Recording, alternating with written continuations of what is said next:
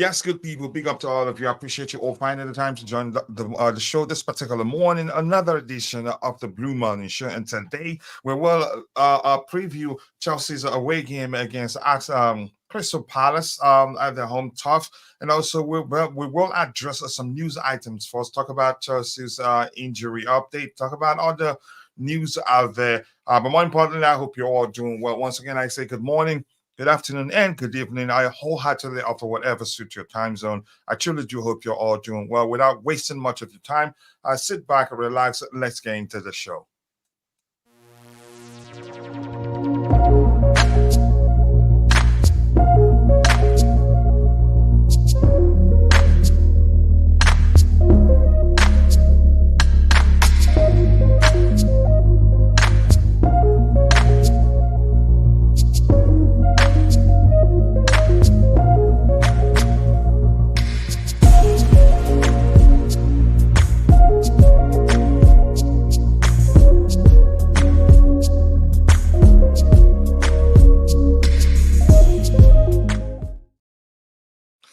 Yes, people, big up to all of you once again. I appreciate you all finding the time to join the show. I cannot thank you enough for all the support you've shown the Chelsea Perspective community. Without wasting much of your time, I'm just going to say hello to those of you we have in the chat because we keep it interactive here. That's how we roll. That's how you like to hear it.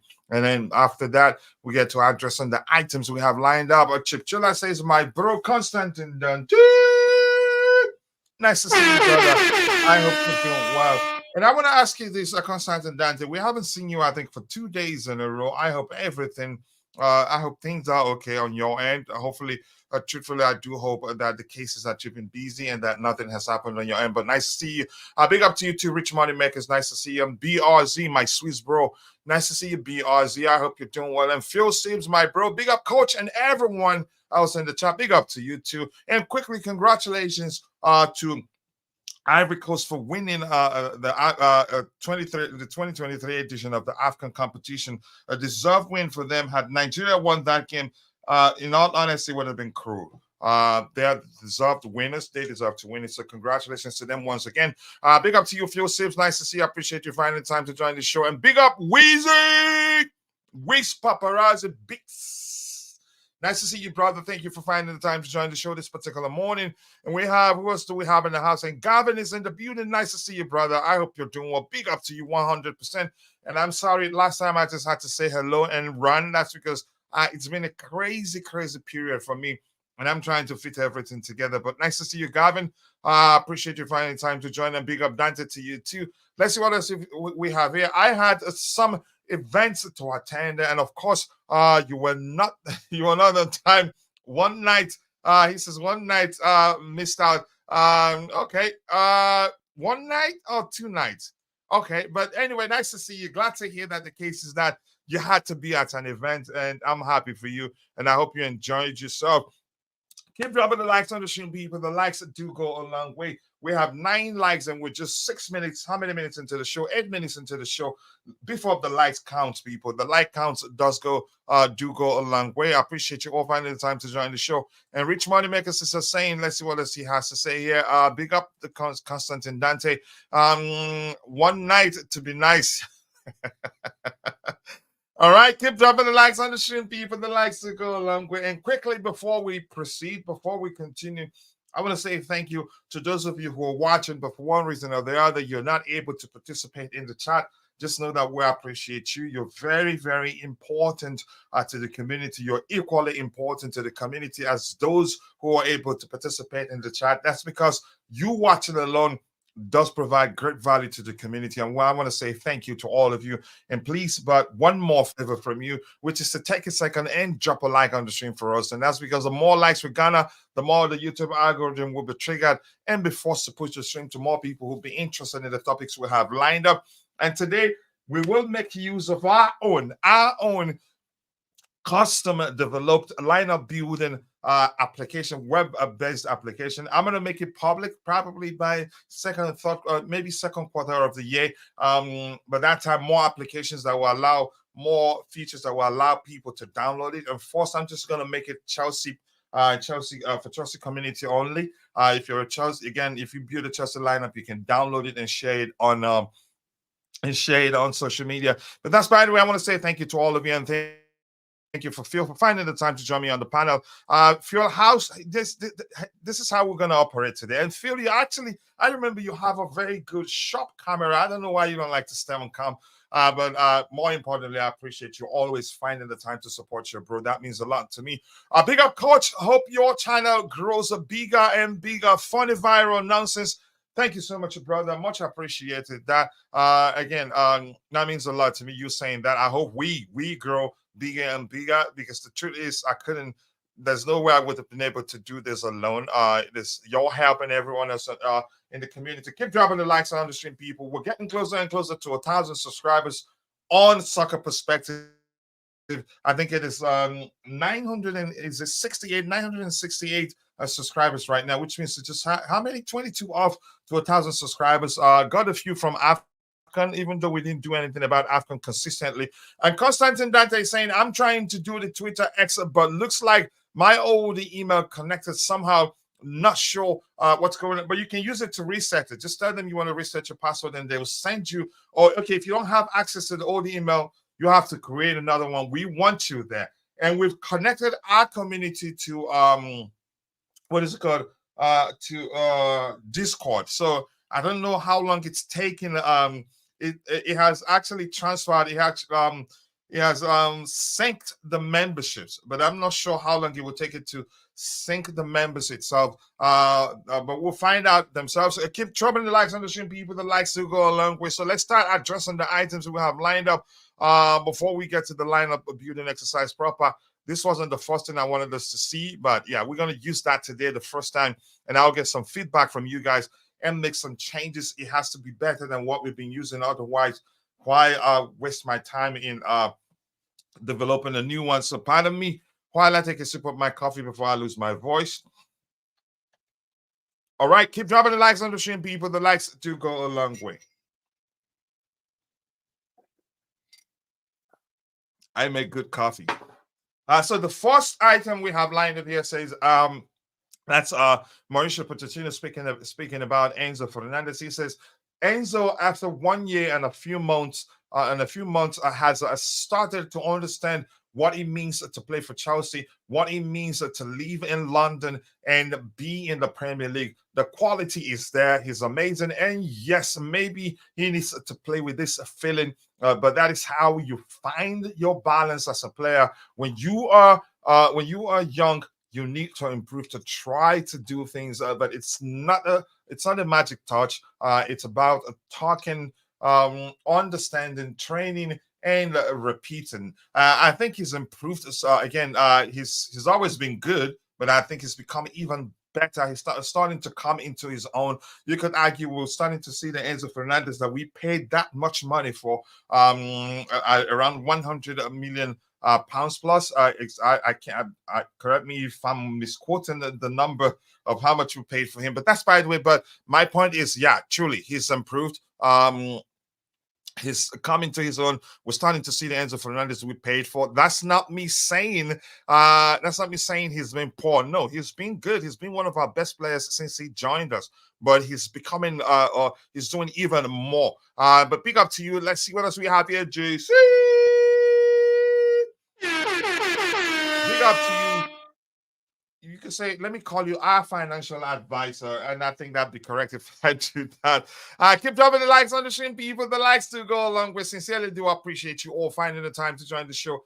And I have a secret, and I think we're not gonna. We haven't done it for 2 months now, but we'll start doing it soon. It depends on how much the community is bringing in. For a while, I had to foot that aspect of our community from my pocket, which is to do a giveaway for our members who are students to sponsor them, because I've been there myself, especially in the fall where I was a foreigner.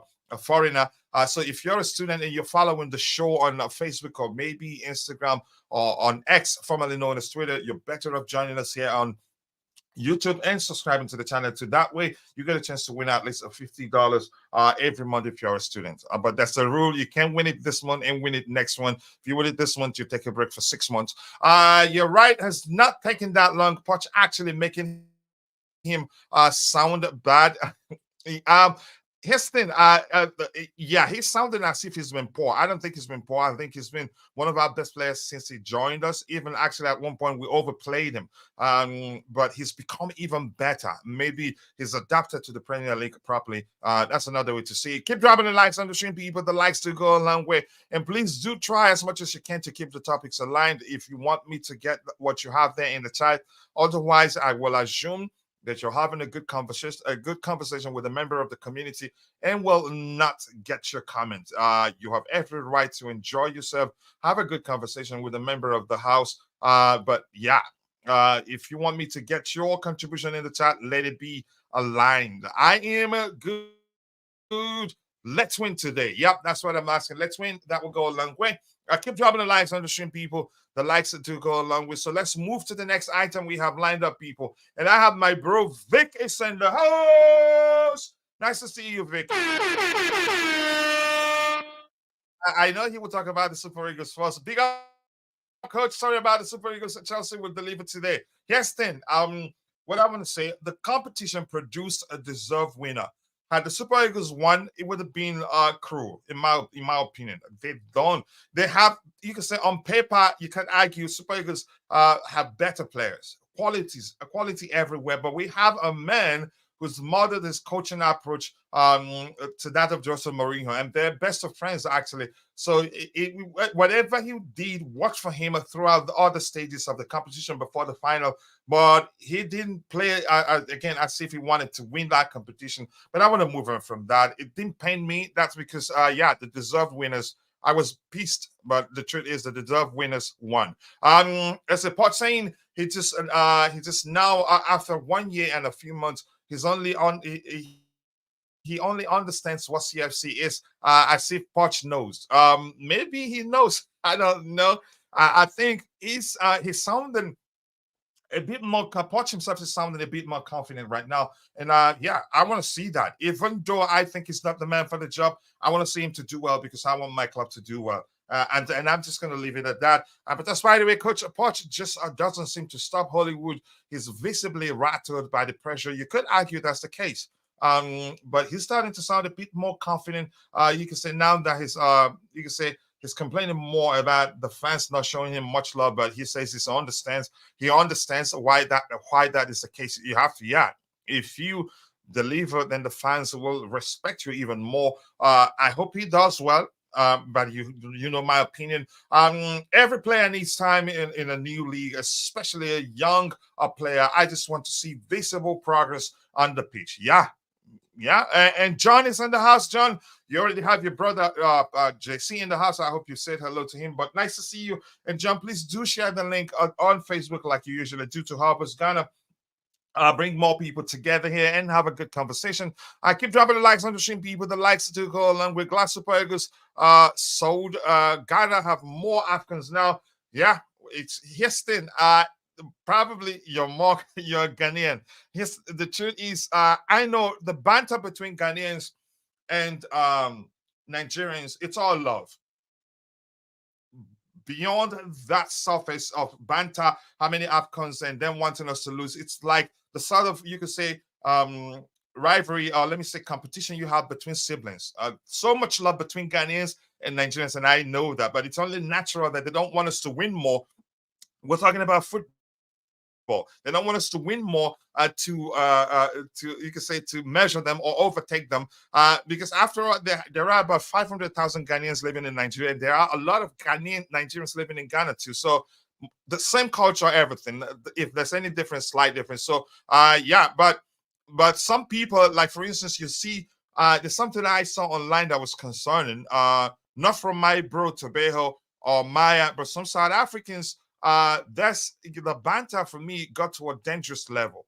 Yeah, but I don't want to talk about that. Even if I talk about it, I think it will lead to an issue with the channel. But let's move on from that. Just keep dropping the likes on the stream, people. The likes do go along. I appreciate you all finding the time to join the show. Love you lots, my brother JC. Wow, JC, I'm gonna stop reading all the love from John to you.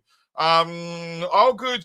We miss you on X. Yep. Keep dropping the likes on the stream, people. The likes that go along. We're not gonna lie. I felt Mali should have won the bottled Ivory Coast top tournament. I think I have a tweet. I think I have a tweet or an expose saying Ivory Coast, after overcoming what again, after nearly being missing out of the knockout stages, that they're gonna win it. It'd be difficult for them not to win it. And I said, plus they are the host nation, and lo and behold, they did.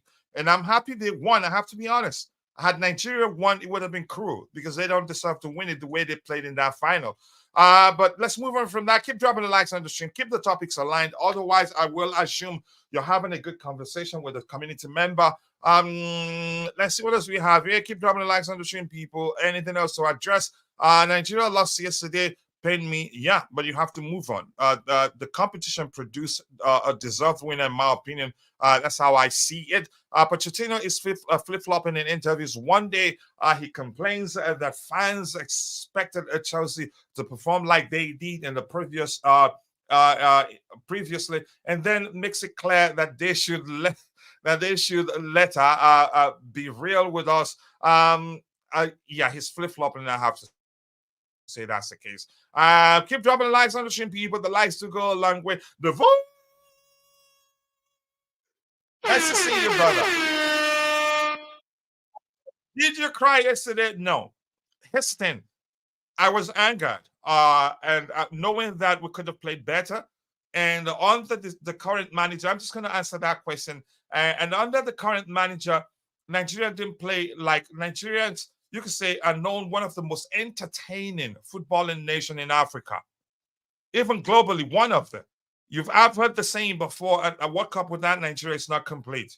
And that I think that was from the great Pelé himself. I don't want to misquote anybody. I could be wrong, but here's the thing: he's turned us into all he wants to do is suck up pressure and find spaces to counter the opposition and score goals. And no surprises. He's Mourinho's best friend, and all our wins in the competition has been 1-0, 1-0, 2-1, 2-1. I think only one. And since he actually started coaching the country, I think we've hardly won. Nigeria has there's never been a time we've won by more than 2 goals. So he's overly pragmatic, in my opinion. But I want to move him from that. I think he's going to lose his job, certainly, because Nigerians are paying attention. They didn't like the sort of football the country played in the competition, or have been playing since he took over as the country's manager. Nigerians are known to play with flair, score plenty of goals. But he's so defensive minded that it's not funny. It's detrimental to the team. But that's, by the way, nice to see you, the vibe. Coach, can we play that South African music in the background? That's great background music. But now this is not an African competition we're talking about. The one I played during the watch along yesterday. No, it's not suitable for this, and I don't have it for this profile because there are different profiles. One for this channel, one for the other channel. But maybe we'll find a good music and we can be playing in the background while the show goes on. But thank you, Crystal Palace versus Chelsea Kit at kickoff at 8 p.m. UK time tonight. Voting poll: Crystal Palace win, a draw, or Chelsea away. Okay, I'll do that in a bit. Let's just get more likes. We're still begging for likes. Niger needs a better midfield. You could argue that's the case, and you could argue they missed Ndidi. They miss Ndidi a lot. Pesero generally did well with what he had, but that style and it's sustainable. Just like with his friend Mourinho. Yep, it takes me back to that. It won't. What Nigerians aren't okay with that. Nigerians know we're brought up to believe that we need to entertain and win convincingly, but that hasn't been the case under his leadership. You could call it leadership. Today is very important. It's a very important game. We must win to be near the hammers. Newcastle in Brighton, because Saturday we will have a hard game against a City and the Etihad. Then the Carabao Cup final, our most important game of the season. You could argue our defining game of the season. The Carabao Cup final, because chances are we're not going to get anywhere close to a European place finish in the table. Okay, no problem. Let's get on to the next item we have lined up here. Keep dropping the likes on the stream, people. 14 likes. We should be doing way, way better than that. Everyone, please hit the button. We're done. We can, hit the button. We can do so much better than that. Please hit the like button. 15 likes We should be doing way better than that. And John, please do not forget to share on the Facebook community where you usually help us bring more people in. So let's move on to the next item we have lined up, people. Let's go, let's go.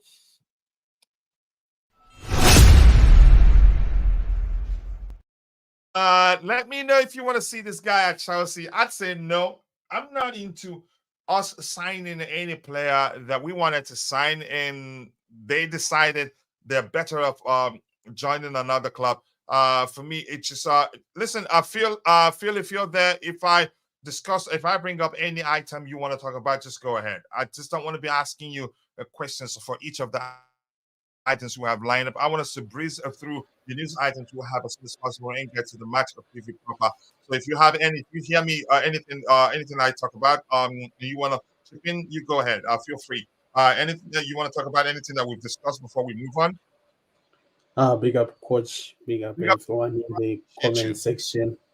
And my condolences, coach, on the on the losing Oh, of the AFCON. condolences, The reason condolences. I You say say, that is wow. because I saw like a lot of Nigerians were very, very stoked to be getting to the finals, and they were Mhm. already singing that it's coming home. And usually, that song it's all mostly like a curse, whereby you sing that song and you say it's coming home, it never It's comes a home. it's a jinxer. Exactly. But life goes on. The reason I think you didn't win yesterday, it's mostly been an issue of luck. I've noticed Nigeria mostly has been winning most of these matches based on luck, and at times it actually works out. You can go to the final, then you actually get a chance to win by luck. But in this opportunity, it didn't go as well as you expected, because I noticed that the other thing which made Cote d'Ivoire win is because they came much more aggressive. They were much more hungrier, as well as they had The a deserved winners. better, The competition produced the exactly, deserved the winner, in my most opinion. deserved winners. And Yeah. also they had much better midfield, and usually matches are won within the midfield. You can have a better attack, but if you have a crap midfield, then there is a chance you won't be creating as many clear cut chances like how Cote d'Ivoire was actually doing things. But at times it happens, and we just move. And let's be honest, had it not been for the goalkeeper's brilliance, we chances are it could have been you could say the most woeful, disgraceful final for Nigeria because they had Definitely. too many clear cut chances. But they were on at the time they were still a bit naive. You can say not naive is not the word I'm looking for. They weren't settled at the time when they had all those chances. But I really want to move on from that. In my opinion, they deserve to win. Honestly, in all honesty, I have to be honest with you. But go ahead with what you were Yeah, I saying. agree with you. Yeah, I definitely agree with you. Like, this is just something which we just have to move forward with. But the thing is, it happens. Probably the next time you're going to have an opportunity where you can beat them as well. That's one of the There's reasons always why the I next like time. the Nigeria AFCON. will always be there, but they need to change the manager. Exactly. Yeah, I noticed like the manager is mostly almost like clueless, because with the amount of talent which he has, the attack alone, as well as the defense, I think Nigeria should be winning without a doubt with probably 3 or 4 goals. But it seems like the manager is not too versed with knowing how to set up the team in a more aggressive and more attacking He manner, just which wants to will help defend. you win games. Exactly. He is almost like just taking the players, and he just puts the players there. Then he just expects, a miracle to happen. And you can't actually set up your team like that if you are playing a team like Cote d'Ivoire, which is going to be at home, and they are going to be much more wanting of this result. So at some point, I give credit to Cote d'Ivoire, because I noticed they are You need to give them they are all the credit. genuine. No jokes. You need to give them all the credit. They deserve to win Exactly. that final. There's no two ways Yeah, about it. I I'm think not they going to sit deserve. here and lie through my teeth and say they're not. There's no, because I was born in Nigeria. No, they deserve to I win. know. In all honesty, I'm Yeah, not going to lie they about really that. I just deserve want to it. move on from it. And quickly, Sebastian Hela, what a story. At one point, people It's thought, definitely amazing yeah, because you at were going one to say, point you would he's think that fighting that's him for cancer. him in terms of football. He had cancer, had to go through Yes. a surgery and all that. Look at him. He's got the winner. Wow. I'm happy for him. Go ahead, bro, so that we can move on from that topic, honestly. So that Yeah, people, I definitely. know a lot of people It's are here to just talk a about Chelsea game. yeah, the story for Sebastian Haller is almost like a fairy tale because at one point you are diagnosed with cancer and everyone is feeling sad for you, but you Mhm. just recover in a short period of time, and now he's one of those players which Ivory Coast was actually looking at to actually help them out, almost like the same way Nigerians were looking at He wasn't Osimhen. starting under the previous manager. Yeah, he wasn't Yeah. getting any minutes at all. Even Mhm. like players like Seko Fofana or even Adingra, they were not even getting chances with the previous manager. But once he was sacked and they now put in the interim manager, it just made everything look much more better because it was now making sense because the way he set up the midfield as well as the attack as well, it just made everything make sense. So I'm just going to give them credit for everything they did because no one would have said that they were going to win because you remember the group stage where they only won one game and they only have Yeah, 3 points. I said it would be difficult for them not to win it after Exactly. surviving that. Plus, they are the home team. I knew it would be difficult for them not to win it. Go ahead. I'll wait for you. But I really want us to move on from that. I know a lot of people here are here to talk about um, the Chelsea game so that we don't bore them with our African stories. Definitely, I totally agree with you. I think we can move forward with today's game. I think it's a very, very crucial game. And Hmm. personally, I want us to win with a very big margin because I feel like this game is going to be crucial for next week's game. Because if we can win with at least 4-5 goals, at least by Hmm. the time we go next week to Manchester City to Etihad, we're going to have much more. How do I say it? We're going to have much more confidence to actually produce a very good performance or even win versus Manchester City at their home, which is something which will be really amazing. So at least we need to see mostly like the same performance we saw versus Villa. And how we can do that, I think if we can keep the same formation as well as the same players who played, excluding, let's say, Badiashile because he's injured. Maybe we can put someone like Cole. I Yeah, think we can actually we do will get much to that better. when we get. Let's talk about that when we get to the lineup building exercise. Let's just Yeah, address sure. the news items we have. Yeah. All Yeah, right. so Yeah. Go ahead. yeah, for now, I saw like people talking about Matthias Delete. Personally, I'm just not a big fan. I'm not. I think in case we have Thiago Silva leaving, we just have to find someone else who is going to come and replace him. And there are actually a lot of options out there. I've noticed there was like a bit of scouting for Leverkusen defender Jonathan Tah. There's been like Diamande as well as the other guy from, is it from Ligan as well. So I think there are a lot of options there, but if we can get someone who is going to become a long term option, because I don't think players like Chaloba are going to be staying for a long term, you know, future with Chelsea. So there is likely a chance that we are going to buy another CB. I don't know how you see it, coach. Listen, I think we shouldn't, in terms of we have players that are capable of taking on taking the Thiago Silva mantle. Badiashile, if he can stay fit, I think he has the intelligence. He has the ball playing ability. He has the passing range.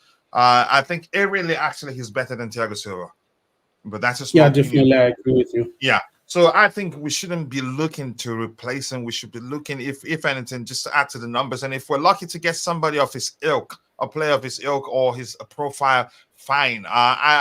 We're not going to miss him that much. We're capable of playing without him. The last game actually we were brilliant defensively and offensively otherwise. And the you can say the chemistry between Badiashile and the Sisi was just excellent. But that's not to say if he leaves, we don't. I think we probably need one more defender. But you could argue uh, that depends on the return, how well Fafana does when he returns, and if Chalobah stays. And Chalobah has he has a chance to actually stay, and that's because Yeah, the manager that's said during one of his presses he has a chance. And I get it. If you ask me, if you ask me this question, had you asked me if you asked me this question a few months ago, I'd say yeah, he would definitely leave in January. But chances are he didn't leave in January because he was injured at the time. But if he's good enough, I think he stays. He's Chelsea through and through. And right now, you can say we're lacking in terms of we don't have too many core, what I call core players, players who's come that have come through the academy. But let's see what happens. I don't think the defensive line should be our priority. Everything, but I have to also say at the same time, everything comes down to the manager's preferences. So let's see how you feel in the chat. Matisse, I don't know how you pronounce his first name. Let's just go with delete. The Leeds situation remains one to watch for in the summer. Dutch defender didn't start for Bayern versus Leverkusen and was asked about his physical condition. Fit enough to start, top fit, he replied to build. That's a German you could say sports outlet. But let's say I don't think I've said this before. I don't think we should be going for players that we wanted to sign and they decided against joining us. We should move them from them, in my opinion. Let's see what else we have here. Keep dropping the likes on the stream, people. Okay, thank you so much for doing that, John. I appreciate that. Rich Money Makers, let's see. By the way, I think I am good on the CMM after this tournament. You can't judge him based on that. I've always said actually, I've always preached that Chelsea shouldn't sign him for reasons I don't want to get into. But I've still got to tell you can't judge him based on a tournament where you have to consider the volume of chances created for him. Given the manager's approach, he was starved of chances, of chances, so that much wasn't created for him. Go take your time, look at it. That's why I'm not going to judge him based on that. But in terms of preference, it's not my preference. My preference is actually Santiago Jimenez. Yep, he's the more complete of the strikers that we're linked with, in my opinion. But if I've come to terms, maybe the club, they're again, maybe Chelsea are really interested in signing Osimhen, and I think in my time he's still very young, can adapt to the manager's approach. There are other concerns, but I'm just going to leave it at I'm not going to judge him based on a single tournament and based on the volume of chances created for him. I'm just going to leave it at that. Why would we get a player that doesn't want Chelsea? Exactly. I will leave it at that. I don't want us to go for him. No, I don't think it was a luck for most games, except against SA. Ivory Coast were just too strong with home support behind them. You could argue that, but still the manager didn't play like he wants to win it. Let's see what else we have here. Keep dropping the likes on the stream. Now the manager did well this tournament, just that he was negative. Yeah, that was the part I'm saying. Didn't play. I disagree that he was clueless. That back three switch was such a smart move. Yeah, but everything comes down to the fact he wasn't going for it in games. He was just all tries to keep it tight all the time, and that didn't help. But I want to move on from that. Really, we're here to talk about Chelsea Football Club. We really don't know, Rich. Just having a conversation. Keep dropping. Hela was still injured when the previous manager was in. Oh, okay. He even needed to come off the bench for the Senegal and Mali games.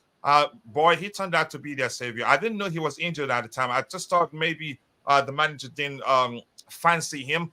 Win John, Everton will be relegated. You think? Too early. There's still a lot of games before the end of the season. Yeah, today build confidence is a word. Supreme Court Silva coming back into the starting 11. People were too reactionary. Yeah, chances are he starts. But it was easy for him to easy to conclude that he was dropped given his wife's behavior on X. I didn't think that was the case, but if I were the manager, I think I'd drop him. Yeah, he can still lead from the bench. His presence matters, more importantly. But unfortunately, now he has to come on, and that's because Badiashile is injured. But we get to that in a bit. It's that time of the year, Jerry C. Nice to see you. I appreciate you finding the time to join the show, brother. Thank you so much. You produce a good video with Calito. You can share the link in the chat whenever you get a chance so people can go check it out and also subscribe to your channel. And better aerially, just taller. No, I disagree with you. He has the aspect. I thought even before we signed Badishile, there's something about again his aerial duels. Badishile, I don't know how he does them. Even before he leaps, even before even before he leaps, it just seems as if he's seen his teammates where they are. He hardly clears the ball with his head without finding a teammate. He's excellent aerially, in my opinion. I think he's better than Thiago Silva aerially. Both are great aerially, but that's the aspect that makes him different. He doesn't just clear the ball for the sake of it. As long as there's a teammate available, he finds that teammate with the with his header, with his headed clearance. In my opinion. Please, Everton. What? Why are you praying for that to happen? And Chelsea Mitchell. Nice to see you, Mitchell boy. I appreciate you finding the time to join the show, brother. I know you've been very busy, and believe me, I understand. And I should be apologizing to you for having found the time enough to be on your shows, but I will. Usually your shows come on during the days when I'm resting after the day's toil, and you can say plus the Blue Money show and all that. But nice to see you again, brother. And if you're watching the show, if you haven't, as usual, every time I see him in the chat, I preach about this. Go and subscribe to Meet Your Boy's YouTube channel. Let's help him get to 2,000 subscribers so as soon as possible. He deserves that. All of you in the chat, let's see a lot of people. Mostly good morning, coach, and everyone. Jude, nice to see you, brother. I hope you're doing well. Let's see what else we have here. Big up, Rich Legend. Kindly subscribe. Yep, go check out Jerry's YouTube channel. Be sure to subscribe. Let's help him grow and get to 1,000 subscribers as soon as possible. I think he deserves that. The link is there. Coach, do you think we should go with the similar lineup we used against Aston Villa? And that's Dashun Infano. I think we should. If anything, one change, certainly, the defensive area, given the Badiashile is injured. That lineup was fluid. We saw cohesion like we've never seen scenes under Mauricio Pochettino. A lot of, you can say, pluses for that lineup, but chances are he would see Raheem Sterling start today, and I'm not going to be happy. But let's see what happens. And like I've said before, he should try and achieve consistency first, and to do that, he has to play a certain 11 consistently together to achieve cohesion, to achieve chemistry. And then the result comes first. The result comes first. Every other thing is secondary. Keep playing them together, keep winning, and that's because losing can become a habit as much as winning can become a habit. So you keep the same team that did well against in our last game, performed exceptionally well in our last game. Keep playing them, and then if you sense that any player is getting tired to the extent of you can say getting burned out, then you'll drop them. We don't have the luxury to be chopping and changing every week. It's been detrimental to our overall progress this season, in my opinion. So I think we should do otherwise. Keep dropping the likes on the stream. He will play with Maguire, coach.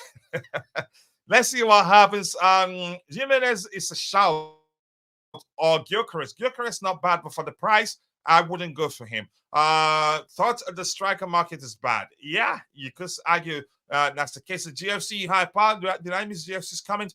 Osimhen meets the most chances in the competition, but here's the thing: you have to also compare that to the volume of chances created for him. Yeah. I've heard people say again. What argument was it that led to me sharing Haaland's misses with those people? Here's the thing: compare that to the volume of chances created, and you see that. Yeah, don't blame him that much. Osimhen did not have a Palmer behind him. He's a good fighter. Not enough midfield supply, but not a 120 million performance. Yeah, for sure. It makes sense for somebody to look at it that wasn't a 130 million performer, but he led He led by his commitment and the fact that he helped occupy opposition defenders while others do the damage. You could say that. I don't blame him too much for not scoring that many goals in the competition. But yeah, I have my argument as to why I think Chelsea should sign him, not judging him by the competition. But we move on from that. Nice to see you, Jude. I hope you're doing well. And big up, Mitchie. You know you don't have to do that, bro. It's all love. Again, I don't know. Don't misunderstand any of my behaviors for anything that has to do. No, what we show you that our relationship remains strong is that yeah, you're one of the recommended channels on Chelsea Perspective homepage. If you go to the bottom, you see Ty, you see Tabeho, my bro, and everybody that I trust. So I don't misread anything, but much love to you. I appreciate that, brother. I will reciprocate in a big way. Scotch Potch, I forgot to call him that. The gist. And this is saying, nah, this wasn't a chances creation issue. Osimhen was several missing clear-cut chances in the group stage. Most chances missed in AFCON. It's shocking.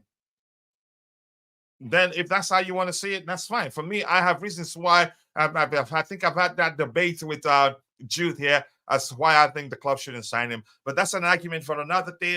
Good morning, my people. Please go and check out CFC Jingle. Do subscribe. Let's help him grow. All of you in the chat, please. Selflessness is the reason why we're growing as we're growing here. Yep. And that's because the more Chelsea aligned content creators we have doing well out there, the more the club's fan base will grow. So yeah, let's help him grow, people. Let's see. Maguire and Onana on the tutorship of Eric Ten Hag. What else? Delete. Yeah, maybe they'll sign. I don't think they sign him because he's not gonna come cheap. I remember didn't they pay more than 70 to Juventus to sign him? And if United buy the young, they will have serious Ajax look. Yeah.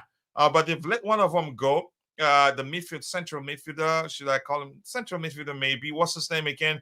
I can't quite remember. Kuchila, what do you mean if he missed the most chances, then he had a truckload of chances? No, give us a number. Give us a number. My point is the ratio of chances he missed to the ratio of chances created. Do I think he should again? He should have done well. Yeah, he should have done much better. But everything, I think, probably plus the pressure and everything. And I'm gonna say this again. He's not my first choice in terms of the strikers we're being linked with, and I've made that clear. And I've had a serious debate with my bro Jude here on that, and also AD. I would like to see a front of three of Nkunku, Palmer, Madueke with a fluid approach, and Nkunku in the half spaces to let Chile go on the line. I think Nkunku would come on, would join should I use the term fold in due time. But I think the priority right now is to ensure that he's fully fit and the club doesn't want to risk a setback. And if you remember before we signed, before his return, him and Badiashile were still out at the time. We did address a report from the club, something to the effect of the club wants to be ultra cautious in terms of bringing the injured players back. They don't want to risk too much, and I think it will work. For instance, what I learned from something that Latvia said recently, it will be worth the wait. I think if we're desperate, chances are Latvia will be playing right now, but we don't want to risk anything. I'm just going to leave it at that. I don't want us to risk Nkunku. We're playing well even without him, and I don't think we should risk him in this today. But if he gets to start, I'll take it. But as long as it's not a risk. Let's see. You cannot miss the most chances without getting many chances. Here's the thing. No, it's possible. It depends. It depends on how clinical you are. Let's just leave it at that. I listen. I'm not sure where you're going with this Supreme Court. In the group stages, he missed literally the sitters. Yeah, 2 clear-cut headers. Yep, I remember those. I was the first actually to point out he's missed quite a few. But I'm not going to judge him by that. That's my point. You have every right to judge him by that. And chances are the misses there are reflective of the sort of chances he's going to be missing at Chelsea, and that could end up being an issue. Yes, I agree, and there's no real problem with this because Jackson plays a very good this role, but Nkunku is surely our best offensive player, but don't rush him. As simple as that. Let's see. And Coach Poch compared Broya to Kane and dropped him, which is why I've said during one of our previous conversations that the fact that Poch hasn't again that Poch wouldn't, you can say he wouldn't come out and say yeah that he doesn't want Broya. He will praise him as long as he's one of his options. You don't want to say that players you have available to you isn't good enough. It's a risk. You want to press him. You want to make him feel confident and be able to perform if need be. Praise Noni and then dropped dropped him. Praise Muchik dropped him. I don't like his praising Enzo now. I don't think it drops him. There are some players that you just don't. Let's see what happens. But I would be Yeah, happy but if we. Yeah, can I say something yeah. Go uh, ahead. regarding Osimhen? Hmm. Like one thing which I noticed is that coming to the AFCON, it's almost like everyone was already having like the biggest expectations on him Too much already to carry the expectations. Yeah. team. Hmm. Yeah. So, when you have all this pressure, when you are coming to a tournament, it usually doesn't help you no matter what happens. You see Hmm. how people will now start praising other players as well. It's because they don't have this pressure. Sebastian Haller didn't come with all this pressure whereby he was supposed to perform every other game that he was going to play in. But because Osimhen has like a big price tag and he has done well last season, everyone was already looking at him that he's supposed to come out as the golden boot winner. He's supposed to come and help the Nigerian team and carry it on his back. Of Hmm. course, he missed a lot of chances. That's unacceptable. We understand that, but we have to now look at things in a different perspective, because you look at the team which he has when he's playing with Nigeria, those are not the same players that he was playing with last season or the same players that he plays with at Napoli. At Napoli, it's almost like the team is much more balanced compared to how the Nigerian national team has been playing. The midfield for Nigeria Better is not rehearsed. so He's played together with those players more than he's played with Nigerian players. That's because every now and then they only get together during competitions. But for exactly. Napoli players, he trains with them week in, week out. There's a difference between those things. And the pressure, more importantly, I think, was just the expectation was just too much. Probably it got to him. I don't know, but that's the least of my concern. Go ahead. I'll let you drop Yeah. so we'll move on to the next item. The thing is, like I've noticed on Twitter, a lot of people they are slandering Osimhen because they are saying, "Hey, he's useless. Why was he not scoring? If he was scoring, we're supposed to win." You have to understand that at times the team and how it's set up, it's going to make you not look so good because of how you are set up. I noticed Nigeria. It's a good team, but when you look at the midfield, you can't compare the same midfield with, for instance, a midfield which Cote d'Ivoire have.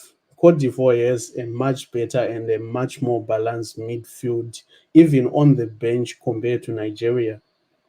And usually the midfield is there mostly to create clear cut chances. And if the midfield is not creating those chances, then it means the striker is going to find it difficult to score. And if you look at Osimhen, he's not that kind of striker whereby he's going to create chances for himself. He is much more of a team player. That's how you see some of the games which Nigeria won. He has actually have some kind of involvement because he won fouls, he wins penalties and all those things. But people they don't actually see those things. They just look at, okay, he's not scoring, so that means he's the problem. That's just not right. We just need to support him and actually see that basically it's not his fault he was not scoring. And also the other thing, a player can do well at a club because obviously the players which he plays with have much more better chemistry compared to the national team. The national team you play maybe 2 3 times in a year. you don't have time to build that chemistry.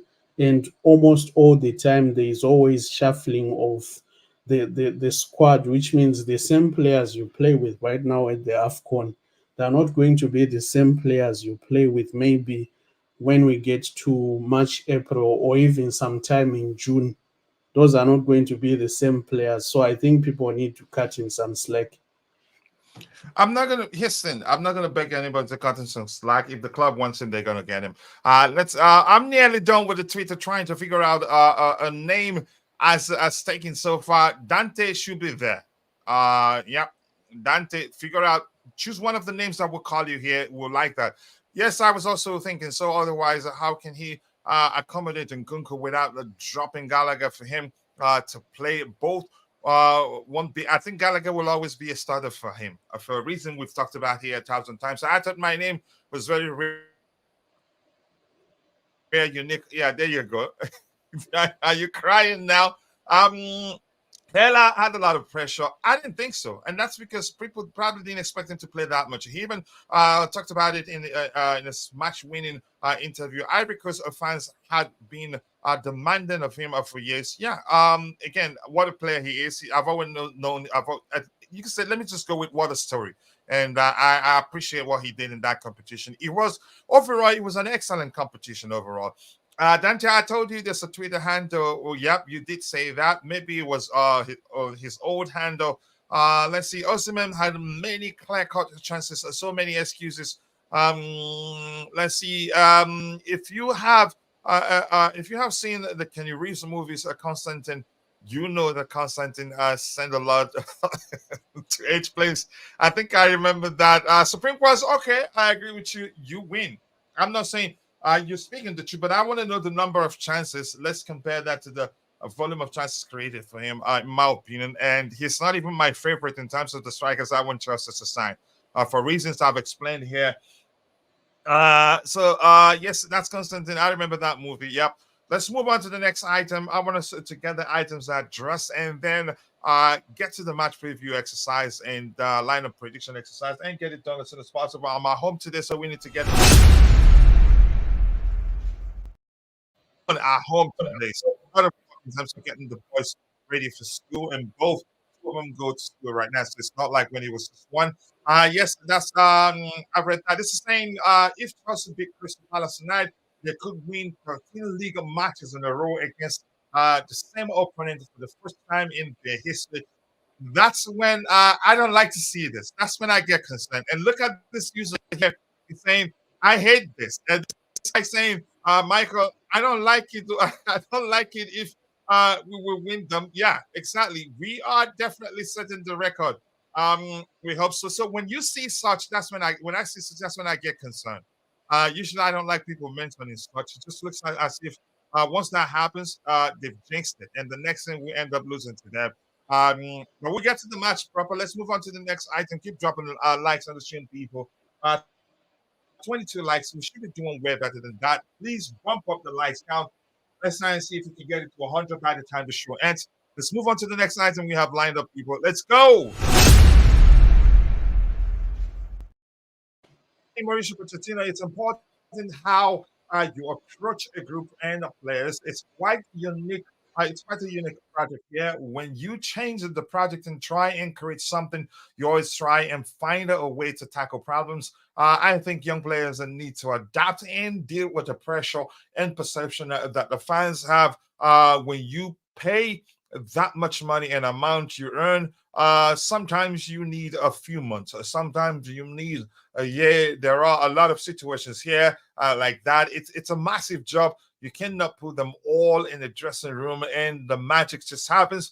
We need to work, and we are working really hard. And maybe people find it difficult to appreciate it. It feels that for sure in the future we're going to benefit. Yeah, I agree, but stop flip flopping. Stop going from we can win the league to finding excuses as the reason why we're here. And I hope you do well, because if you do well, my club would do well. Let's move on to the next item. Let's go. I can't believe I'm reading so much from this guy that I don't even like. This says Lawrence Stewart and Paul Winstanley will be okay evaluated at Chelsea in the longer term on whether they can build a club capable of walking that path, and the impact of their signings will be only one of several factors to be considered. But according to Liam Twomey, okay. Let's move on to the next item. I don't care so much about this team, in my opinion. Let's go. Levi Colwell is back and is in contention for the Chelsea squad tonight. I don't think he plays. Maybe he comes if he plays, which means Thiago Silva will not get to play. So I'm not too sure, but we get to the lineup building exercise. But we're hearing that he's back in contention. Yep. Let's see. So many excuses from Poch. I'd be happy if he just comes out and said, if failed as a manager, that he's failed as as a manager. I know I could be sacked at any moment. Wow. Keep waiting. He'll do that for you. Let's move on to the next item. Let's not use that sound right now. This one says Ben Webber has been ruled out for a month with the groin injury he sustained against Aston Villa. What was such bad luck from this guy? And that wasn't the case before we signed him. Proper Charles, or you could say I'm not sure why. Well, so many of our players get injured easily and be sidelined for a while. A month is a lot, and he's an excellent player in my opinion. And after his last return from injury, he struggled with form, and now that he's picking up form, he's picked up form. He gets injured again. Wow. Let's move on. Let's go, people. Okay, there you go. That's the last one. So we're gonna go to this one. Yeah, this one here. We're not using this right now. Let's go with this one first. Yep. So we get to the match preview exercise proper right now. Fort Mob. Let's look at Fort Mob's predicted lineup. They think between the six, Petrovic will start. Two center backs, it will be Silva and the Sassi. Usually the Sassi on the right hand side and Silva on the right. Left back, Ben Chilwell. Right back, Malo Gusto. Two sixes, Moises Caicedo and Enzo Fernandez. 10, Conor Gallagher. Right wing, Noni Madueke. Left, Nicholas Jackson. And 9, Cole Palmer. I'd be shocked if Pochettino selects the semi 11 that played in the last game. That's not possible anyway, given the fact that Badiashile is won't be available for selection. But I'd be shocked if he selects the semi 11. You can say, yeah, bearing in mind that Badiashile is out. Let's see what else we have here. Our players are injury injury rotation. One comes back from injury, and actually we lose 2 to injury. Yeah, Colwell is in contention against Crystal Palace, and it's a left-footed option, potentially next to Axel Disasi and Isaac Kinsella. I think we could see that, and if we see that, the argument will become, yeah, Pochettino. He's fallen out with Thiago Silva because of his wife's behavior on X, but I don't think that's the case. I think, if anything, let's start learning how to play without Thiago Silva right now, especially in that game. I think Colwell can actually pair with perform. Ikse will be a good pairing with the Sassi. Yeah. Chances are we'd see what's his name, Chalova. I don't know, but let's see. Let's look at the injury list. I think we would have a perfect update. Wow. 1, 2, 3, 4, 5, 6. We have just 6 players out injured right now.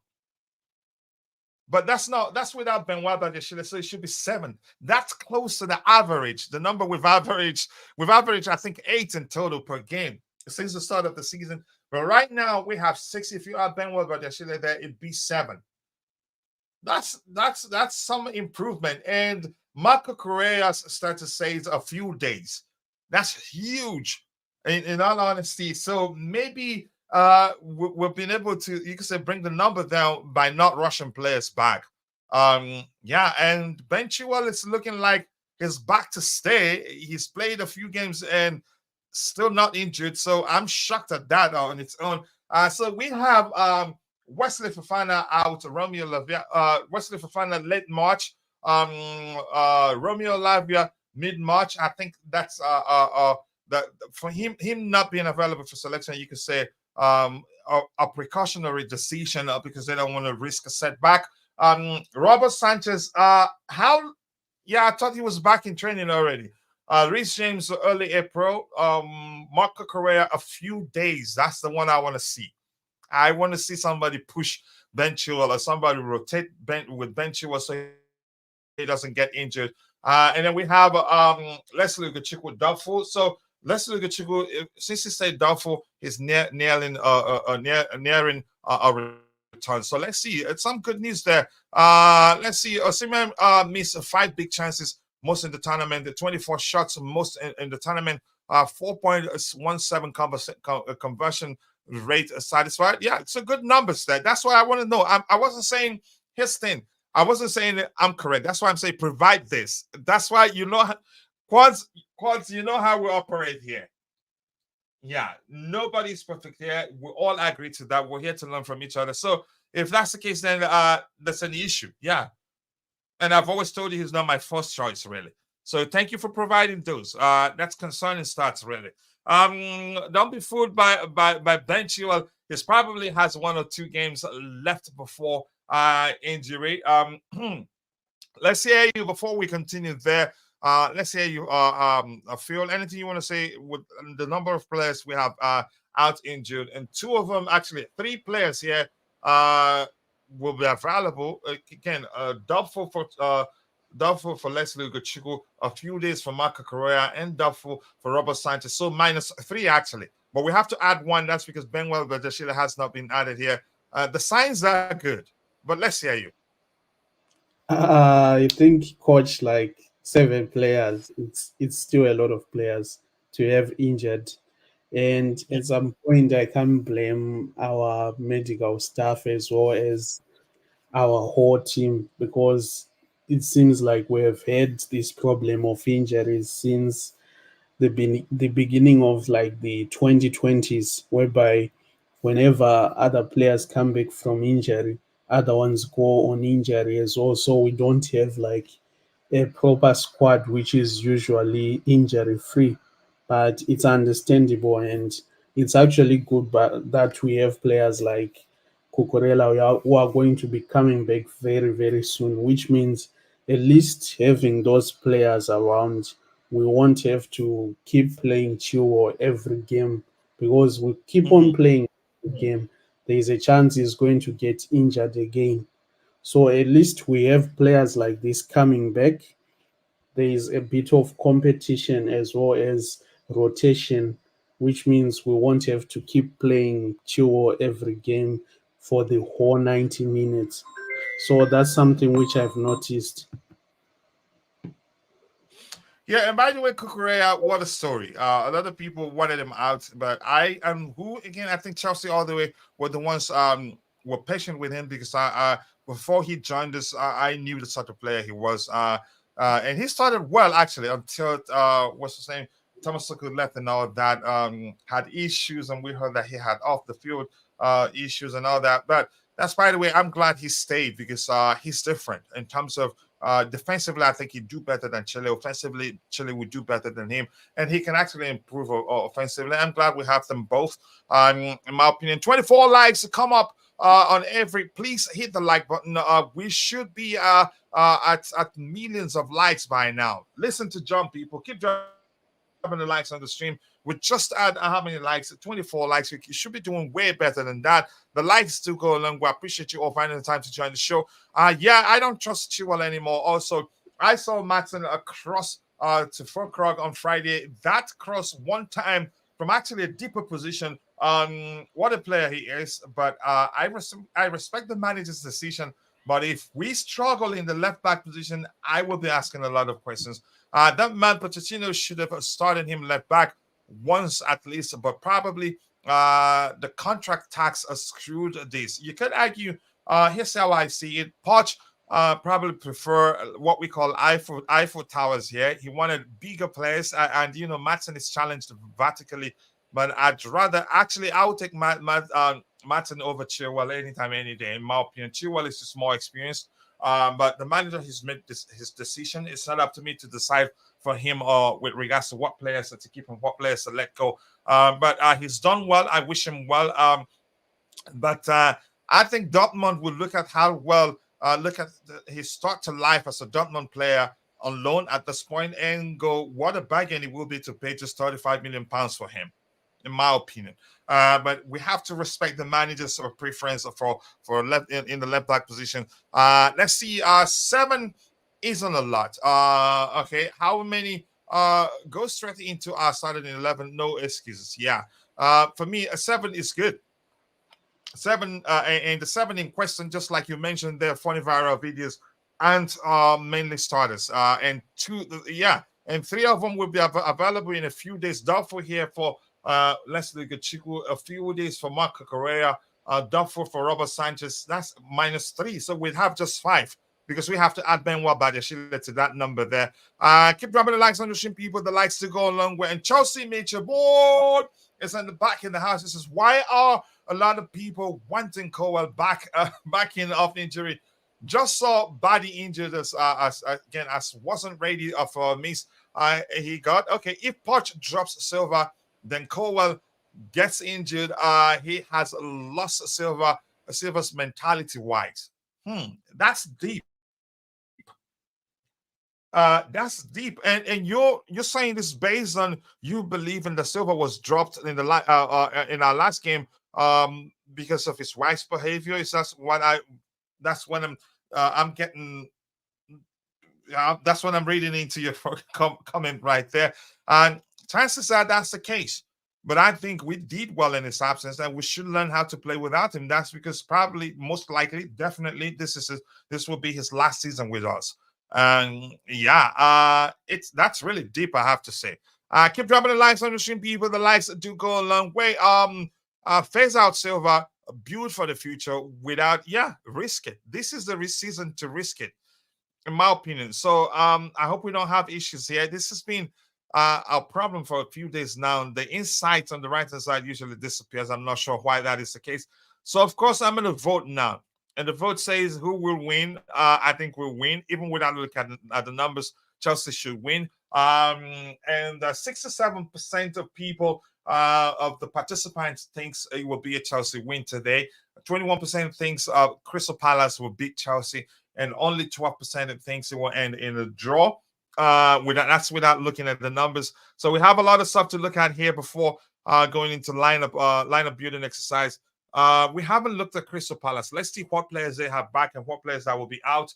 Rob Holding is out. Nathan Ferguson, Michael Olise, woo, that's their top creator.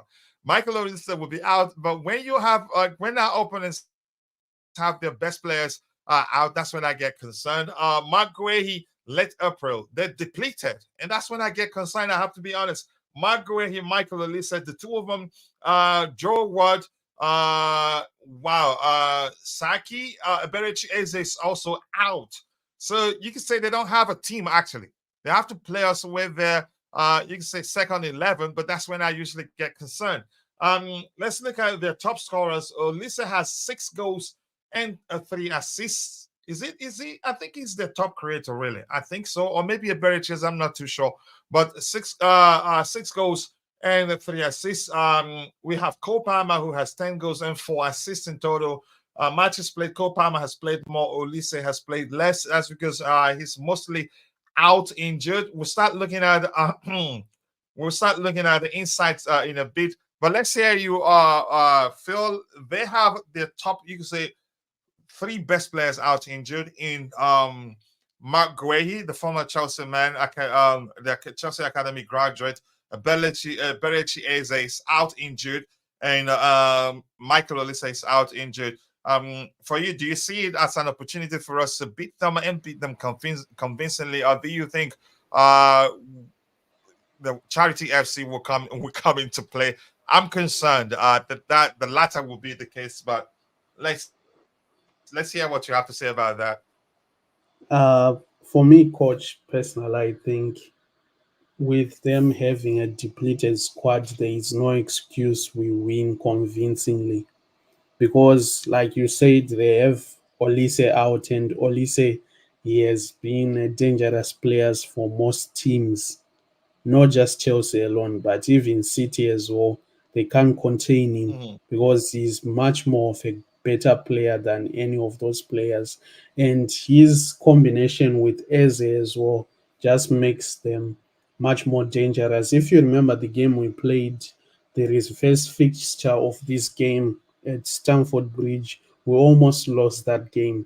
We ended up having to win through a penalty in the late minutes, which was converted by Palmer. If not for I that, remember probably that. You we're could going to. argue they were the better side on the day, actually. Definitely, they were, because we were having difficulties containing Olise because he's just that good. So at this particular moment, there is no excuse we go there and not win convincingly, because Mhm, we need to win, we need the points, and also we need to build a bit of momentum before we go and meet City next week, because the game versus City next week is going to be crucial, in the sense that we will have to go and face Liverpool. So if we go to City and we lose, and we go to Crystal Palace and we lose, there is a greater probability that we are going to go versus Liverpool in the cup and lose, because everyone's head is going to be turned around. Everyone is not confident as well. So I think today mhm, we have to win convincingly. If we can win 2-0, 3-0, or even 5-0, that's a convincing win, which is going to send shockwaves within the Premier League, to know that at least when we go and face City next week, we come back with something, either a win or a draw, because that's something which I'm going to look at and I'm going to see as acceptable right now. We need points. We need to climb up in the table, because at this particular moment, it's not guaranteed 100% that we're going to win this League Cup. If we win, fair enough. But if we don't win, then it's going to be difficult. It's probably going to break our season, which means we have to finish some few places away from the those places where we have to get that European football we need, in order for us to be able to play these other young players that we have, so that we can build them mhm. up and we can actually improve them in the long run. So that's something that I think today we just have to win convincingly. I know they're going to come up with a low block. That's not a question. They'll come with a low block because they have fewer players like Mateta as well as França, but I don't think these players are going to be playing 100% the whole game like that. So they are not going to be attacking as much. Probably they will attack in the counter attacks, but them coming to just hit us straight like that, I don't think it's going to happen. So I think we have to win convincingly. Yeah, we have to win and win convincingly, at least on paper. But with Roy Hudson, he's a very experienced manager, knows how to be pragmatic when need be. And again, looking at their situation right now, the fact that they have three of their best players out. I think he'd be more pragmatic on the day. He's not gonna try to match us. You say in terms of trying to come at us, I think they will suck up the pressure and try to hit us on the break. And his thing, they have the surprise factor. They have surprise factor on their side. As we don't know who starts in the absence of the likes of Elisa, Berich, Ace, and Mark Guehi. But let's see what happens. Keep dropping the likes on the stream, people. The likes do go a long way. Where did we stop? I think we stopped here. I think we've addressed this one too from my bro, Chelsea Micho boy, and it's saying, Fez out, yep, I agree. And Constantine then saying, I had to upgrade the email, but then signed me out. That's because probably if you change your password, it will sign you out. So fix it. We want to see you on X. So you see the sort of fight we face there every day. And once that is done, let us know so that we can share with most of our followers, the Chelsea Perspective family, so that they can follow you and help your account grow. Let's see. What else do we have here? Nothing more. So let's keep looking at the insights there, and then we'll look at head to head and everything that will help us. you could say, conclude or have a good idea with regards to what team will come out on top by the end of the day. There's been a serious issue with if you're into coding, you will understand that the refresh is unnecessary on occasions. It just happens every now and then. I'm not sure what to make of it. Phil, while we wait for this to fix itself, let's hear you. I want to hear you make a case for Levi Cole starting or over Thiago Silva, because chances are that would be the case. Do you think Levi Cole should start? Yeah, I think personally, if I was the coach, I would actually Are you start there, Phil? Levi Core Or did because I lose? I feel like he's actually there to offer more than what Thiago Silva can actually do. Mind you, Thiago Silva has been one of our best players, if not the best player that we actually signed in these past couple of years. But at the moment, if you check when he's Mm, playing games, he is not the same player we signed before we actually won the Champions League. He has now started slowing down, which means usually when you put him as a defender, we don't have that same attacking prowess that we have compared to when we have, let's say, Badiashile and Disasi. They are not the fastest players, of course, but they can actually show that they are better players in the sense that they do actually transition a bit quicker and they move the ball a bit faster as well, which means we can actually attack on a break much quicker. But if you look mhm. when we play Silver, he is much more slower and he just does everything a bit slower and sometimes he's prone to mistakes as well. And I know mistakes they actually happen to mostly all the players almost all the time. But when your better player is making mistake time in time again, it just doesn't give you that He- he- that yeah. mentality. Here's something I want to say quickly. Yeah. Yeah, here's something else I want to say quickly. You Yeah, could argue. I think Silva being on the pitch makes the manager's selection more complicated. Why do I say that? And that's because whenever he's on the pitch, the manager has to find a way to conduce, mask, or maybe what's the simple, much simpler language to use here, makeup. Make up for Silva's lack of pace. He has to because you have to account for that. Otherwise, it will be a problem. But that's by the way, I think we yeah. missed one more item. Good point there. And Silva is a better defender. Yeah, we understand that, but you understand the question we're asking. Big up to you. Really blessed. Nice to see you. We should win tonight to build on confidence. So Starling should be dropped. Experience a player for nothing. And I have to say this quickly. He's been more of a liability than a leader in the team. And that's because whenever he's playing, it just seems as if he offers nothing defensively. And I've said this before. It just seems as if his priority is not to get injured. If you get my point. Exactly. I And agree with your coach. yeah, that has become a concern for me. Go ahead, Phil. You want to say anything else before we move on? I want to look at the head-to-head insights and everything before we move on to the next one. I think regarding Sterling, I agree. He has to be dropped because basically, if you look at last week's game, he he came in, he didn't offer anything. He doesn't even play as if he wants to compete. He doesn't even do anything of sense when he gets in. He's one of our experienced attackers, but when you see him play, you actually prefer playing someone like Madueke or even Modric in front of him because you know these younger players are going to give everything they have even though Mhm. they will make mistakes and they are not as experienced, but they actually offer more. You look at Sterling when he's playing, he doesn't feel like he wants to be there to play.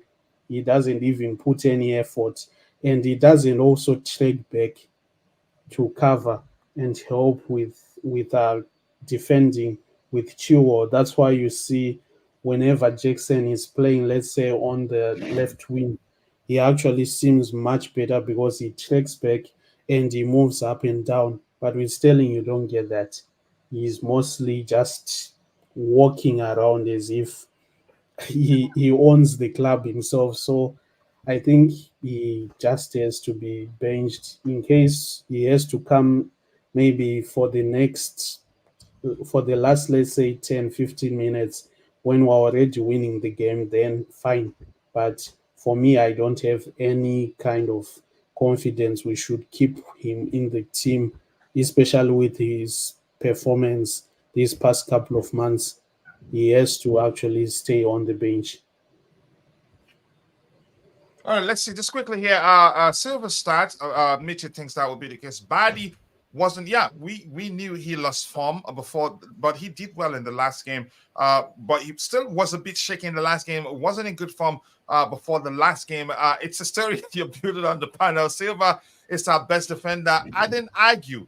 Silva wasn't our best defender. I've never argued that. If anything, I've even when Bobby will say that Silva is too slow, I'll say, yeah, that's because he takes time on the ball because nobody opens up for him to find them in the midfield area. So he takes his time to pass the ball. But whenever he does, he minuses 2, 3 opposition players as long as somebody opens up. My argument is that we should start learning how to play without him. He can still lead from the bench. But good comment there, Scotch Poch. Nice to see you. But just give me a few seconds, JC. Then I'll come to you in a bit. I want to see a defensive system without Thiago Silva.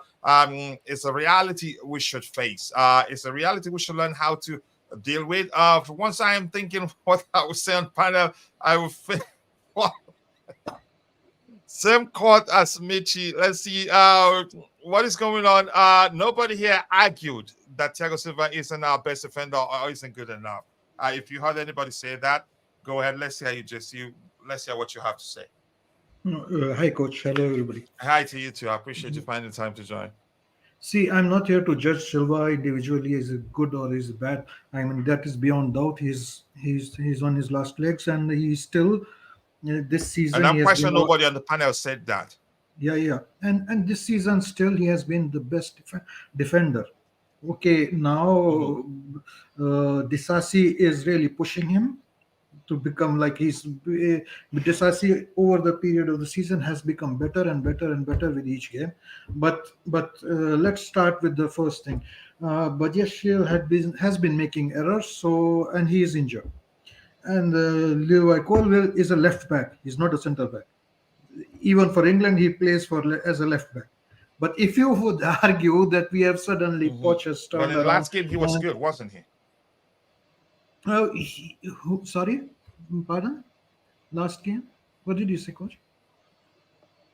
Did Nobody you said say anything. something? No, No, no, I'm just in a humorous way. I was saying, no, see, no. our Go ahead. It problem looks like the has communication is late. Go ahead. yeah. So see, the problem with our system has been there has been too much of a gap between our forward line and our center backs with Caicedo in front of them, and that has been our weakness in the midfield.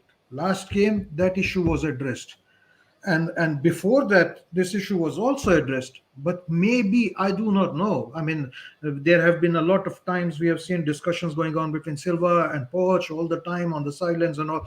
I do not know whether it is Silva's initiative or Poch's initiative, but Silva pushes forward the line and we become a compact as a team and we perform.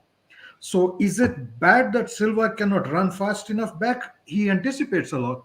No, I mean, we as a team should be moving up and down in a block as a well-oiled machine. If our As a unit, forwards are yeah. standing, if our forwards are not pressing in a harmony with our back line, and they are not falling back as a block or moving forward as a block, it's not Silva's age problem. It's a coaching problem. It's a setup problem. And if you have a proper setup and proper coaching, Silva still is our best defender. He should start. Nobody is arguing against that. Did you hear when I said yes, and I did say that if Silva starts, it creates more problem for the manager because you have to have find a way to make sure that's to make up for his lack of pace. You know that's important, right? Otherwise, he No, will be no, exposed. no, Yeah. no, no. It's not a big problem. No, All coach just needs saying, to do is whether all big or coach. small, it's still a I'll problem. You explain. have to account That's for his that, lack of pace. coach. That's what I'm trying to explain. If we play as a team together, moving Then we're forward. saying the same thing. Go ahead. We're saying the same thing. Go ahead. So his pace is irrelevant. We control the ball. Moreover, against teams like the Crystal Palace, we will have 70% of possession. And the other defender besides him will have enough space to run back and cover for Silva if needed. Although Silva normally has been taking good positions, the problem is like we are pressed so hard, and when Silva is in front, like it's literally like going back and all in a circles, and then the pressing just kills them, and there is no balance in the midfield. If the balance in the midfield is correct, pace will not be an issue at all. And it's not a problem for the coach. It's very elementary. If he sets it up properly, it's not a problem. I mean, if coaching or making a setup is a problem for the coach, then I mean, I understand he likes to play Gallagher in the middle and who likes to be everywhere. But maybe we need more discipline in the person in the midfield who knows when to fall back or when to move forward, and that is Enzo. Yeah, but okay, is that a problem for coach that he has to adjust a little bit? No, I don't think so. You play the team according to the best players you have available. And again, injury, Badiashil, you can argue that he has an injury, but with the players he has available right now, he can properly put a setup where Silva can start, and we will certainly will be not bad. Okay, I mean, if he starts Colville, okay, that's fine as well because he's building for the future. What I'm just saying is Colville has been making errors. Silva has been also making errors. But if you look at all the lot, Silva has been our best midfielder this season, defender this season.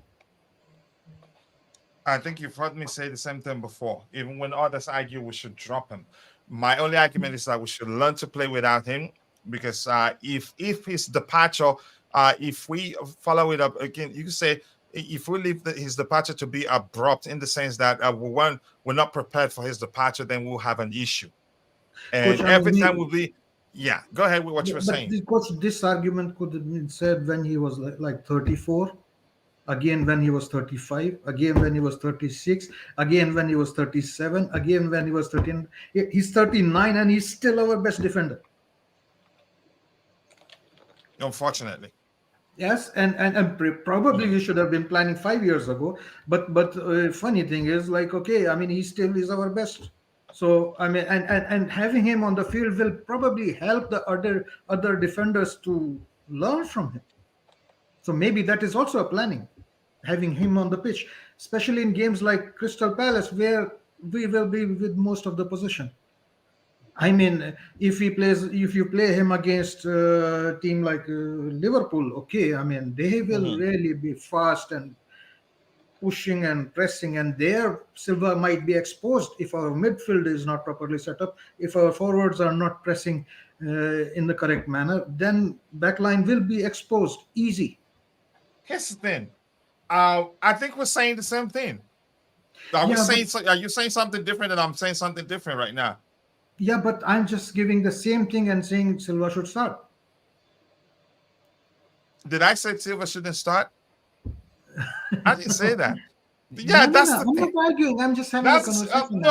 now. Okay. We're not debating. Maybe you're just elaborating on why. You can say I don't know how I should phrase it, Yeah, but you I can say haven't that said Silva shouldn't start. I'm tapping in on you. Sometimes No, I no, can no, do that. no. I always like to have you on the panel, but go ahead with what you were saying. I can't even look at No, but maybe I insights mean because I it's saying it heard on keeps the refreshing. So I'm panel. not sure what the problem is. I think we just get to the line of building exercise. Yeah, go ahead. No, I just maybe read in the comments or somewhere like What did you say? Silva has been a problem. I just came to say like Silva has not been our problem actually. I mean, he has been one of the Or maybe best I read something defenders. somebody said there, but you've always known my opinion Yeah, of him. When somebody says it's too slow, I always explain the issue is who to pass the ball to. That's why it takes him time. And you could see him whenever he has the ball, he'll be going like this in most cases. So I've been paying attention. I yeah, think we're yeah, I saying the will. same Yeah. thing. As much as I like for us to disagree, because whenever we disagree, you bring fire. and it makes it more entertaining. No, no, But no, this no. time we agree. Yeah, Yeah, yeah, I have to yeah. be honest with you. This time we don't differ. I'm just going by responding to what I've seen in the chat, or maybe read So, where somebody said he shouldn't start yeah, and I've all been that. Yeah. uselessly. So I've been just stepping in all this time. Just, just go away. You're going to the H place, definitely. Um, Okay, thanks. Yeah, Thank can I say something, coach? yeah, go ahead. I agree with what JC is saying. You shouldn't And fight him. That's what I want. yes, I'm not here to fight him. You know, it's always good to always have your own opinion. It's actually good because that's how we are actually wired as humans. For me, I think Silva has been one of our best defenders in like a couple of years now. And I feel like he has been there and he has been one of our best players and he has been defending well. With us having this young group of players, my point is Silva is not the same player he was, let's say, 2, 3 years ago. He is not the same player. If you look at last week's game, you can actually see what I'm trying to say because Silva was dropped, Sterling was dropped. We put in Badiashile as well as Disasi. And these are players who have a bit of chemistry playing together at Monaco. They have a bit of pace and they actually know how to go ahead and use that interaction which they have in order for them to defend much, much better. Of course, the midfield balance was much more changed than how it has been operating these past couple of games. Like, for example, when we played Liverpool or when we played Wolves, which is actually good. But for me, the reason I wouldn't want Silva to start, let's say this game was starting today, is because of his pace. He's a bit slower and he doesn't progress the ball a bit quicker, which will mean that that gives us a much more lesser advantage compared to what we have when we have players like Cowell and Disazi, because these are younger players who can progress the ball a bit quicker when we want to make those quick attacks like how we did when we played with Aston Villa. Mind you, Silva is a good player. We can put him, let's say, in the next in the last, let's say, 20, 30 minutes after we've actually done most of our attacking and we have scored in maybe 2, 3 goals in, and we want to balance the game so that at least we reduce the pace and we can continue attacking. We can put him so that at least we become much more balanced in defending other than attacking.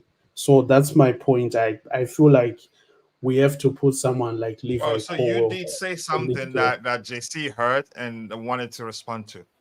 I see. Yeah, Okay, now I get it. Okay. Okay. now, Okay. now Uh, you got uh, it. So I didn't want it to start like a fire. So no, yeah, definitely. Just see, I'm quite sure you know me so well that you know I don't take debates personal. You know that, no, right? no, no.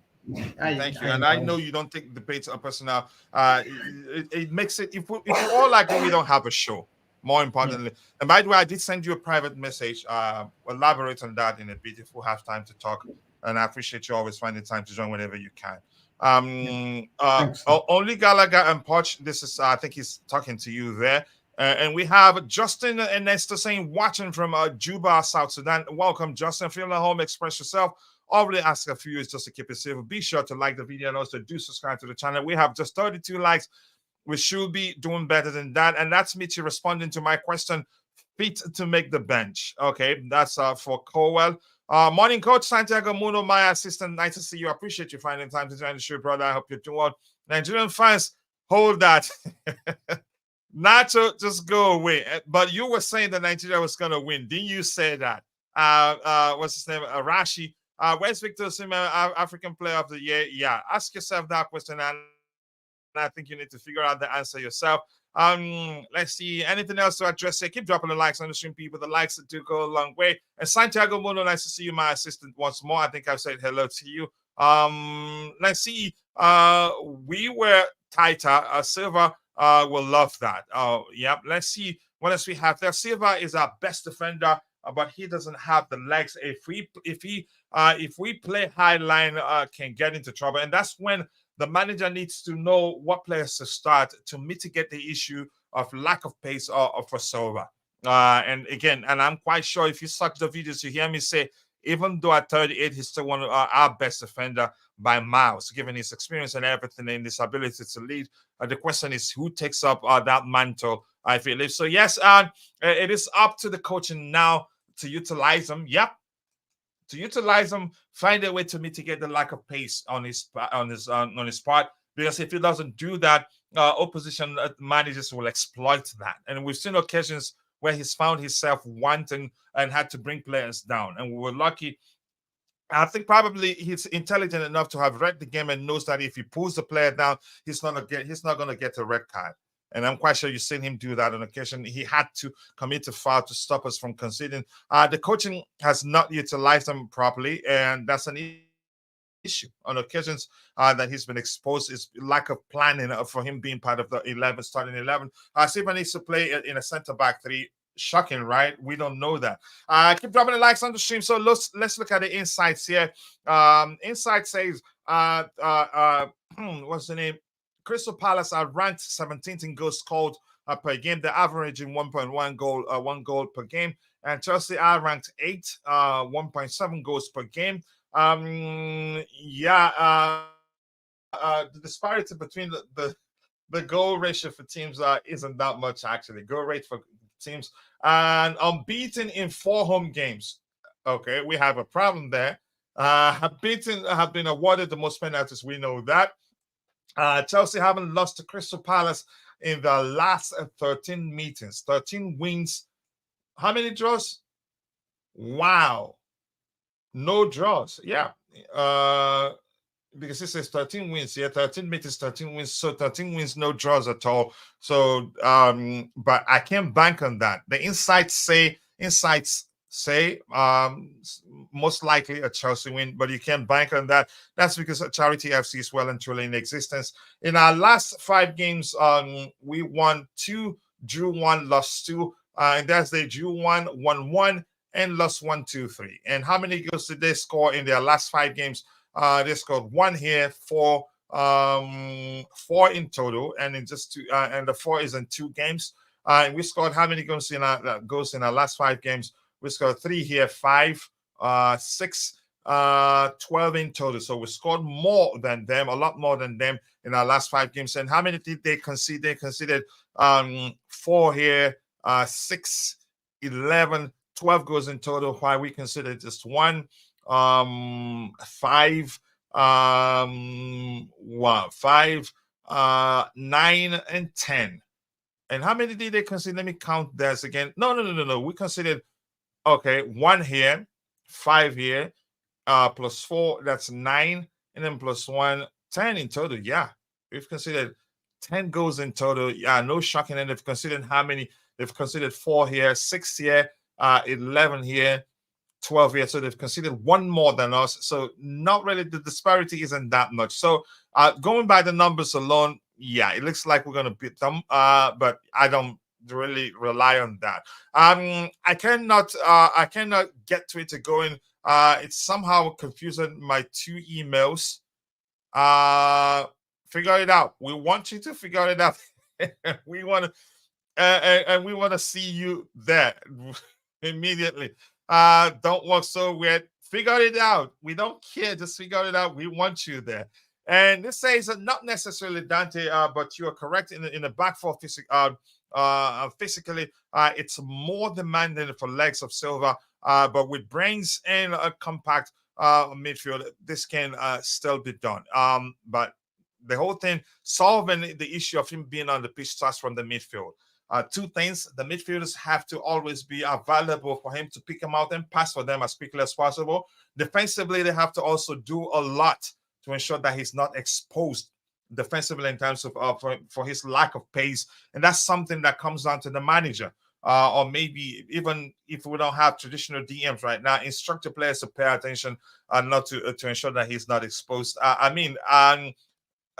I know it sounds simple, but it turns out it's not been that simple under our current manager, in my opinion. Let's see, it doesn't recognize your phone. Find a way, figure it out. That's all I can say to you right now. Cowell is a left back. He's not. I think he's gonna start playing for essentially for Chelsea soon, especially if Thiago Silva once he leaves. Big up to you too. Sorry for Niger. No worries. The competition produced deserved winners. Ivory Coast, the deserved winner on the day, and you saw that coming, the second goal coming. And I did say before that second goal that if Ivory Coast equalizes, they'd have momentum and probably score one more and beat Niger. And that was exactly what happened. And had Nigeria won, that would have been cruel on Ivory Coast because they deserve to win that final. Even Garasaget agrees. Here's the thing. I think he's not been effective in the left back position. That's why I disagree, even if the manager thinks so. And why Garasage did that in that England game, I just do not understand. Maybe just to accommodate him. At 2 a.m. Poch Jay is in the house. Jay, my 2 a.m. bro. Nice to see you. I hope you're doing well. I appreciate you finding the time to join the show. So we're gonna use this. The application that I built for Chelsea. As like I said, I'm gonna make it public in about the second quarter of the year. That time, I'd add more features such as the capability of downloading your lineup and also, yeah. But I'm going to make it strictly for Chelsea fans for a while before making it a global thing that any club, any country can use it, except if they want to use it. If they want to use it without pictures, that's fine. Just go away. 11 Galagas on the screen. It just says name. I'm going to change that to something like goalkeeper, left wing, right wing, and all that. But it's still in progress. But I think so far it's usable. We can switch the formation from, we can go to 4-3-3 formation. We can go to 4-4-2 formation. We can go to 3-4-2-1 formation. Then we can go back to 4-2-3-1. I'm still going to add 4-1-4-1 and other variations, but I made sure that we're starting with the ones that Chelsea use, Mauricio Pochettino uses mainly. I will share with content creators, Chelsea content creators that are friends with me, not those that aren't my friends. Yeah, we do have enemies, whether you like it or not. So let's start. And we can also change the image for the image to square. You can also change it to go back to circle, but I do like square mainly, I have to say. So let's go with square. Between the sticks, I'm going to say Petrovic stats. Yeah, I usually like to do that work for you guys. So Petrovic stats between the sticks. Let's go. Back four for me, I think it will be the Sassi and Silva. I don't see. Truthfully, I don't see what's his name. I don't see Cowell starting. That's because he's just returned from injury. So I'm gonna go there. It will be Silva. He didn't start the last game, and I get it. A lot of people interpreted that as you said that Mauricio Pochettino is punishing him. The fact that given what his wife said online or whatever, left back, I'm gonna say Chilwell. And for this application, I'm gonna say this Chilwell. Do we have Chilwell there? We should have Chilwell there. Maybe I need to do something else there. Okay. I'm going to leave that. I will fix that in a bit. Right back, I'm going to say Gusto.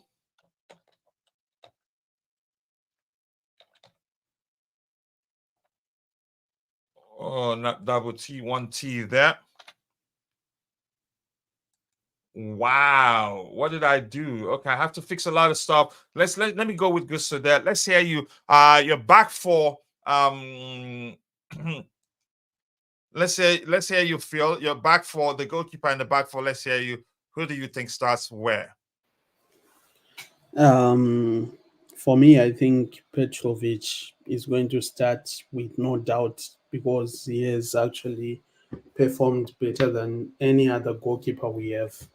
And also, Sanchez is just coming back from injury. So I don't think he's going to be making the squad. Probably he still needs more time. So we start with Petrovic in between the sticks. Then I think we go with Chilwell on the left back. Then we also have, for me personally, I would put Cowell instead of Silva. But there is a greater probability that Do you really think he Pochettino starts is over going to Silva? put The fact, Silva. given this, just 1 second, do you really think he starts over Silva, given the fact that he's just returned from injury? Plus, yeah, Silva was rested, not really because anything else anybody might come, any argument anybody else might come up with. But just go ahead with what you were saying. Yeah, probably he can come and he can play maybe like 45 minutes or even 60 minutes. Then Silva will come, let's say, in the second half for the remaining maybe 35 minutes or even 40 minutes. It just depends. But knowing Pochettino, he's likely going to put Silva there, then Disasi, Mhm. then Gusto. But for me, I would prefer having Cole there because he's just going to balance the back much more better than how Silva is going to be, you know, balancing the back. Because mostly when you have Silva at the back, mostly the midfielders and as well as the the fullbacks, they have to do more to accommodate him as well compared to when we have Cole. Because for Silva, since he doesn't have the legs, that means that if it's Caicedo and Enzo, they have to do more to kind of shield him and to protect him compared to when we have Cole, because Cole is mostly going to be running around everywhere and is going to be progressing a bit to the forward Mhm. so that at least he can actually protect the midfield as well as the back. So for me, I would prefer Cole, but I think Pochettino is going to put Silva, but it's going to limit us greatly. It will mean we won't have to be as quicker as we were last week when we played Villa. So that's something which is much more of a concern for me, but we'll see. All right, and this is says Constantine Dancer saying, okay, Constantine, yes, then don't be in a rush to do it.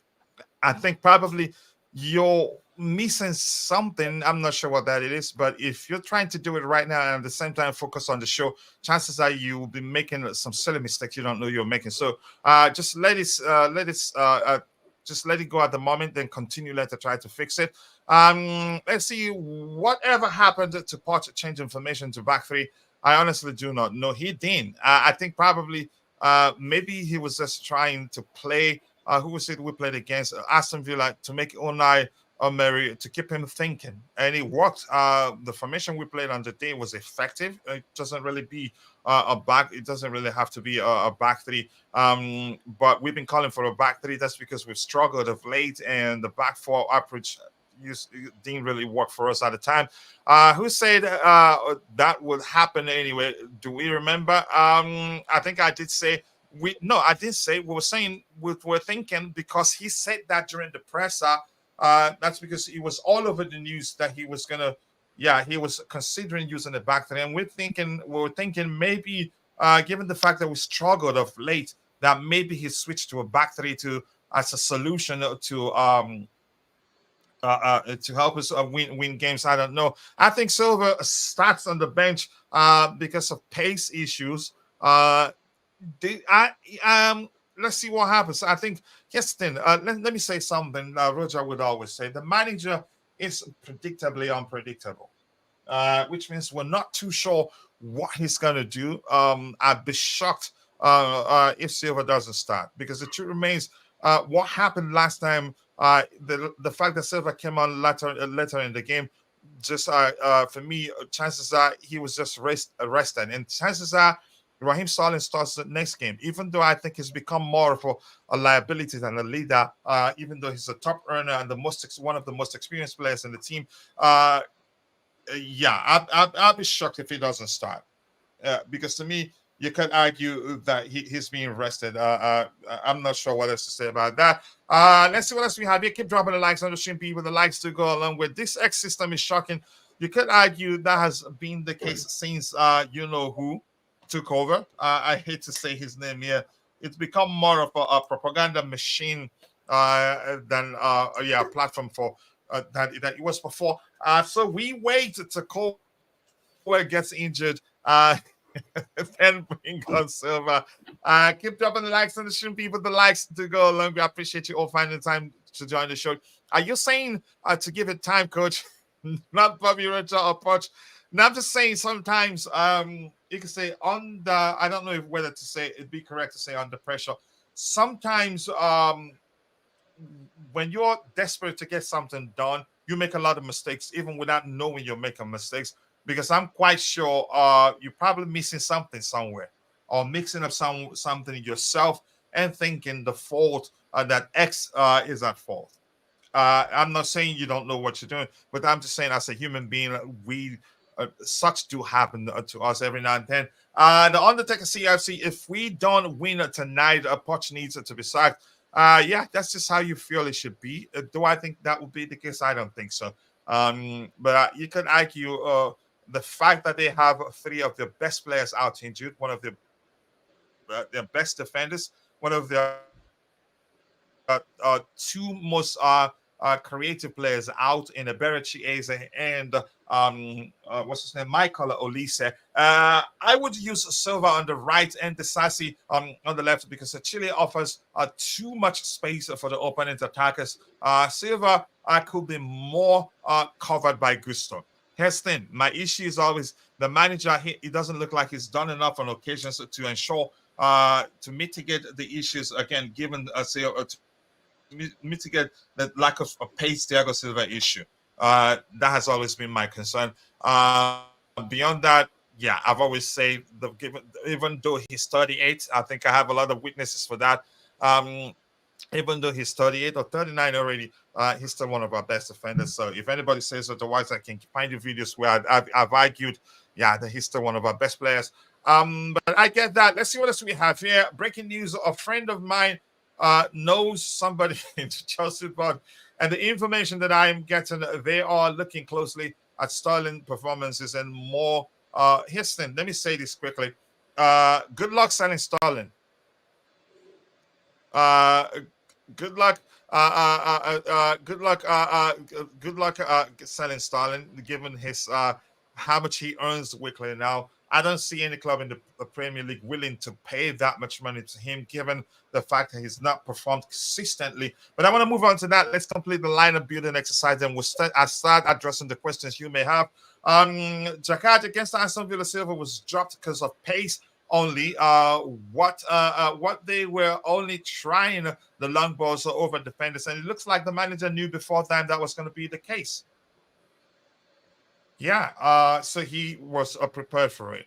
Let's see. Injuries are being investigated closely, and the medical team are trying to stop the players using heavy weight training not to damage or tear muscles, which is important. The 4 likes away from getting to 100.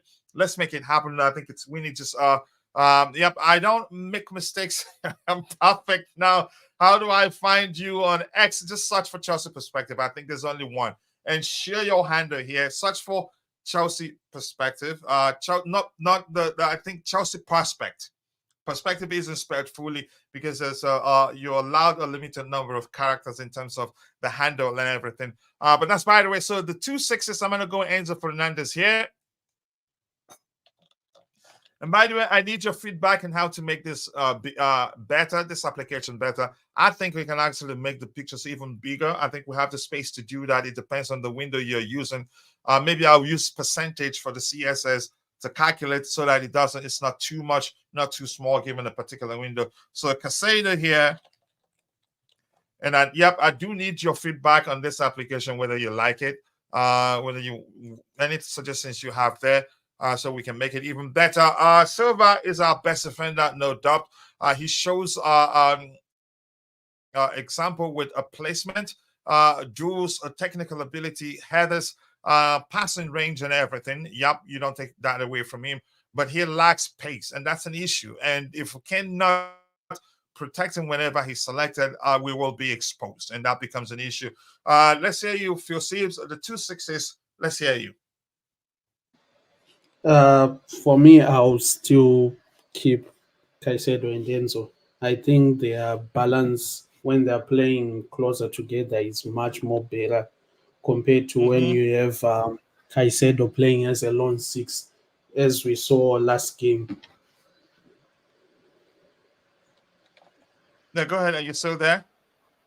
Yeah, I'm still here. I think if we can put Enzo and Caicedo, I think it all works out because basically they can actually play next to each other.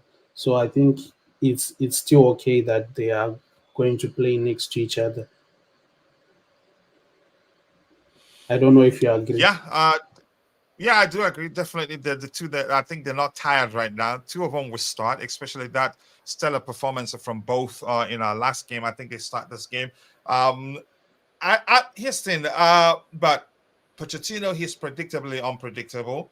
Yep. Chances are you would see him chop and change unnecessarily.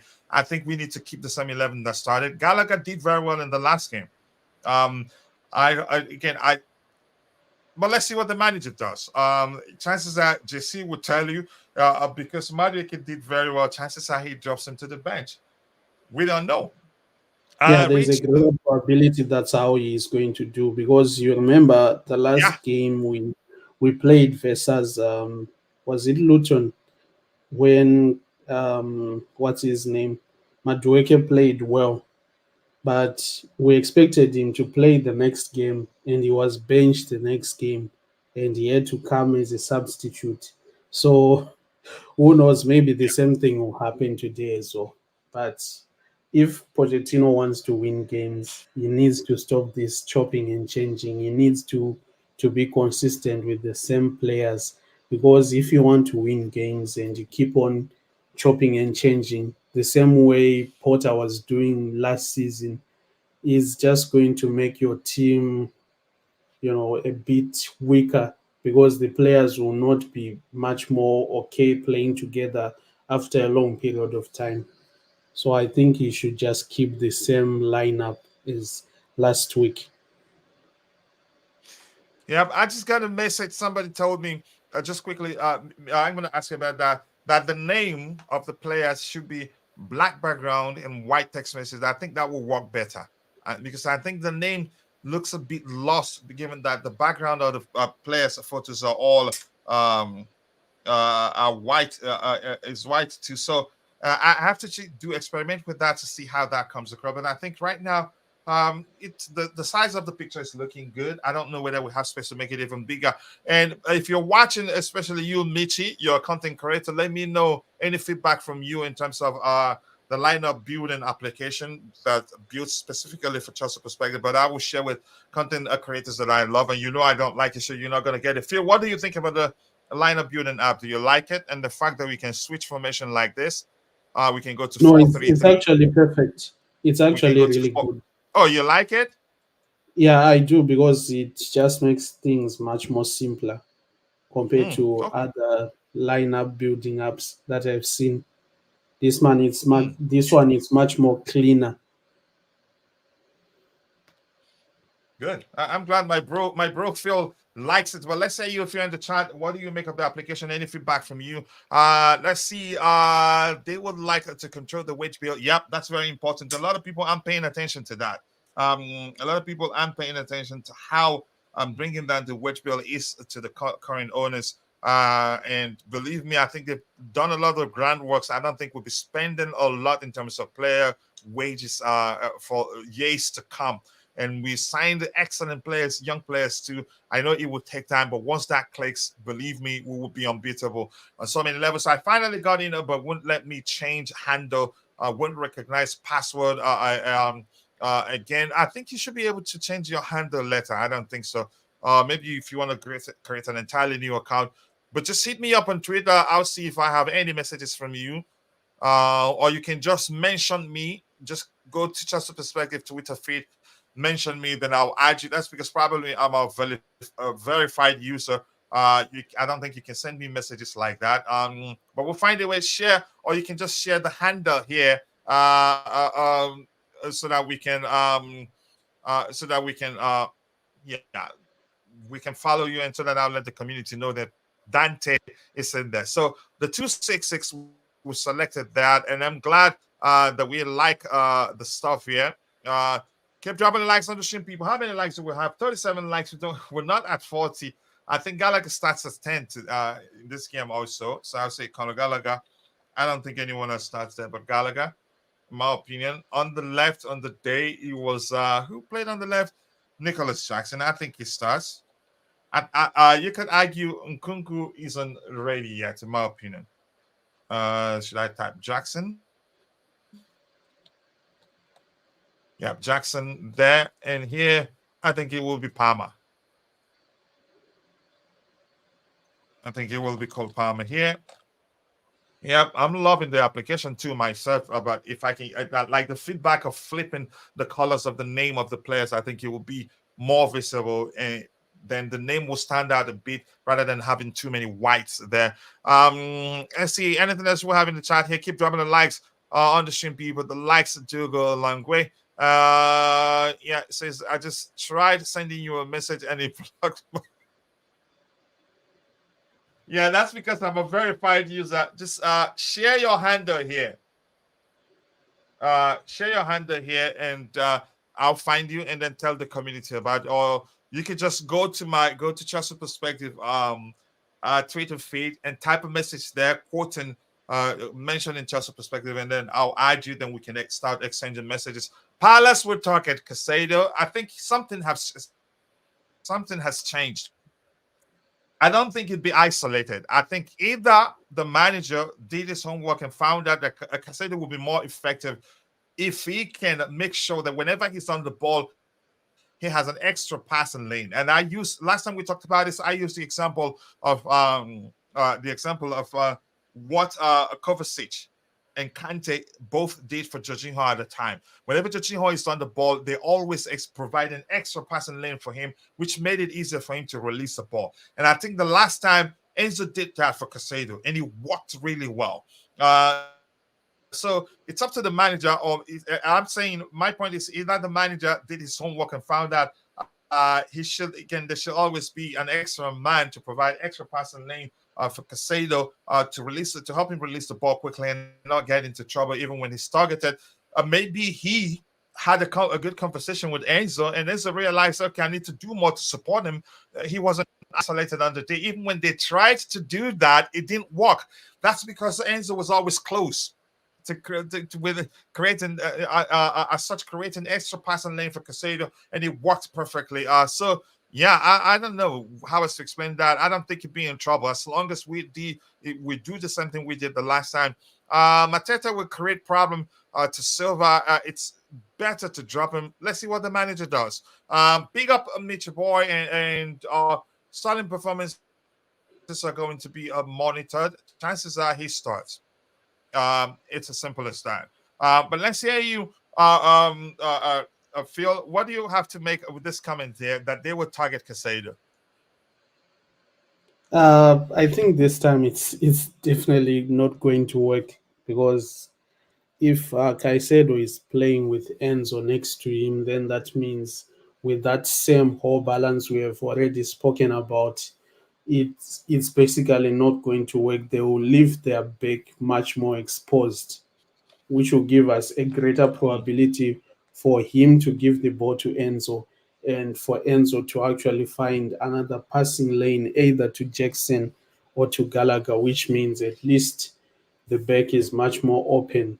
But for me personally, I don't think they are going to come for Caicedo. I think they are going to mostly sit back and then try to hit us on a break, like more like a counter attack, so that at least they have a chance to come out and actually do something. Because they themselves, they know that if they are going to come, point on point to try and attack the same way, let's say Liverpool does or other teams do, they are not going to get that opportunity, because we are going to control mostly the game and we're going to have more possession.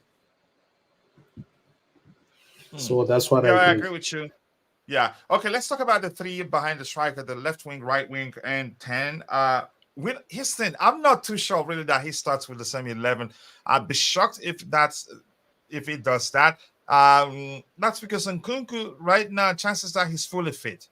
And he would want him to get a few minutes here and there, or probably play full 90 minutes or 70 up to 60 to 70 minutes before we get to the Liverpool, the final against Liverpool. But let's hear you. Do you think he starts really? But if he's not starting, I think that would be the three in behind the number 9, which would be not Palmer here. It was Madueke here, so to speak. Let's go Madueke here. I think Madueke deserves to keep his place, but the question is, will Pochettino do the same? But let's hear you. For me, I would want for Nkunku to actually start. But the issue now is where exactly do you play him? Because if you want to play him on a team, Gallagher is going to play there. Unless we have to drop Gallagher, which I don't think it's going to happen. So maybe if he has to play, probably he's going to play as a 9, which will mean probably Madueke is going to be benched. Then Palmer is going to play on the left. So it's much more difficult to actually see how to actually put the Have we exact ever figure. actually seen Palmer play on the left for Pochettino? No, no, on the right. I mean, excuse me, on the right. That's what I wanted to say. No, I was going to ask. So But yeah, here's the thing. Something else I want to ask you is this, Phil. Um, yeah, I get it. Rotation is important because you don't want to burn out players. But the fact yeah. is, That's true. I don't think we will be playing for a while after this game. What is our next game? Because our next game was Our postponed. next game it's The like game during after the this, weekend yeah. versus City. Sorry, Our next game is during the weekend versus City. I think on Saturday that's how many 5 days play in between. City. Is that what it is? Yeah, so we play Saturday Hmm. versus City. So the question I want to ask you: does it really make sense to chop and change? We don't have enough. We need to we need to win every game. Don't you think it's would be better off playing our best players week in week out? Then if he senses that any player is getting tired, then he can bring in someone else. Because right now we need consistency, and you cannot and we need the players to be properly rehearsed. We need them to start playing as a unit, and that cannot be achieved when he keeps chopping and changing unnecessarily. Yeah, that's true. I think like in this point, we just need to continue playing our best 11 because now it's clear that with Pochettino, he himself he doesn't know his complete 11 because if you have noticed ever since we started the season, the same players who play in 1 week, they're not the same players who are going to play in the next game. So he usually changes maybe one or two players in the next game. But I think as for now, we really need to play the same players consistently. Because if you want to continue winning with the players, at least play them for a bigger period of time for them to get used to playing together and to know which other passing lanes are going to be much better for them to actually know the best position they actually play. So for me, I prefer him to continue playing the same players. But is he going to do that? I don't know. Yeah, just give me 1 second. Let me do this so that people can go follow Constantin Dante on X. Finally, he's done it. He's done it. Constantin Dante is on Twitter, and I've shared the links, the link to his Twitter account, X account. Go follow him. Opinions at the very top. And congratulations to me. I'm his first follower, and there you go. This is for you for doing it for us. Yep, Constantin Dante is now on X, and yep, Congratulations to me, the first person to follow him, and congratulations to him for doing that. And thank you, more importantly, for doing that. It shows you respect the community. It shows you truly do care about the Trust Perspective community. And thank you for joining Twitter. Mateka will create a problem for Silva. It's better to drop him, you'll think. And let's see. Just saying hello to. Let's see what else we have here. I think Poch should try a Palma as 10. So Nkunku can start as a striker. Jackson and Noni on the wing. Says 10. Let's not change too much. If anything, let the change be gradual. Let's see what else we have. You keep dropping the likes on the stream, people. The likes do go a long way. Palma is wasted as a striker. Don't use him. I think he needs to play a bit deeper. But in the absence of the fact that Nkunku isn't available, I think we're better off standing him there. And if the approach is as you can say as if the approach is as fluid as we're made to believe, also as we expect it to be, then I don't think him playing there will be an issue. It would just be a starting point for him because it have the independence to drop deep whenever he deems necessary with someone else filling in that space.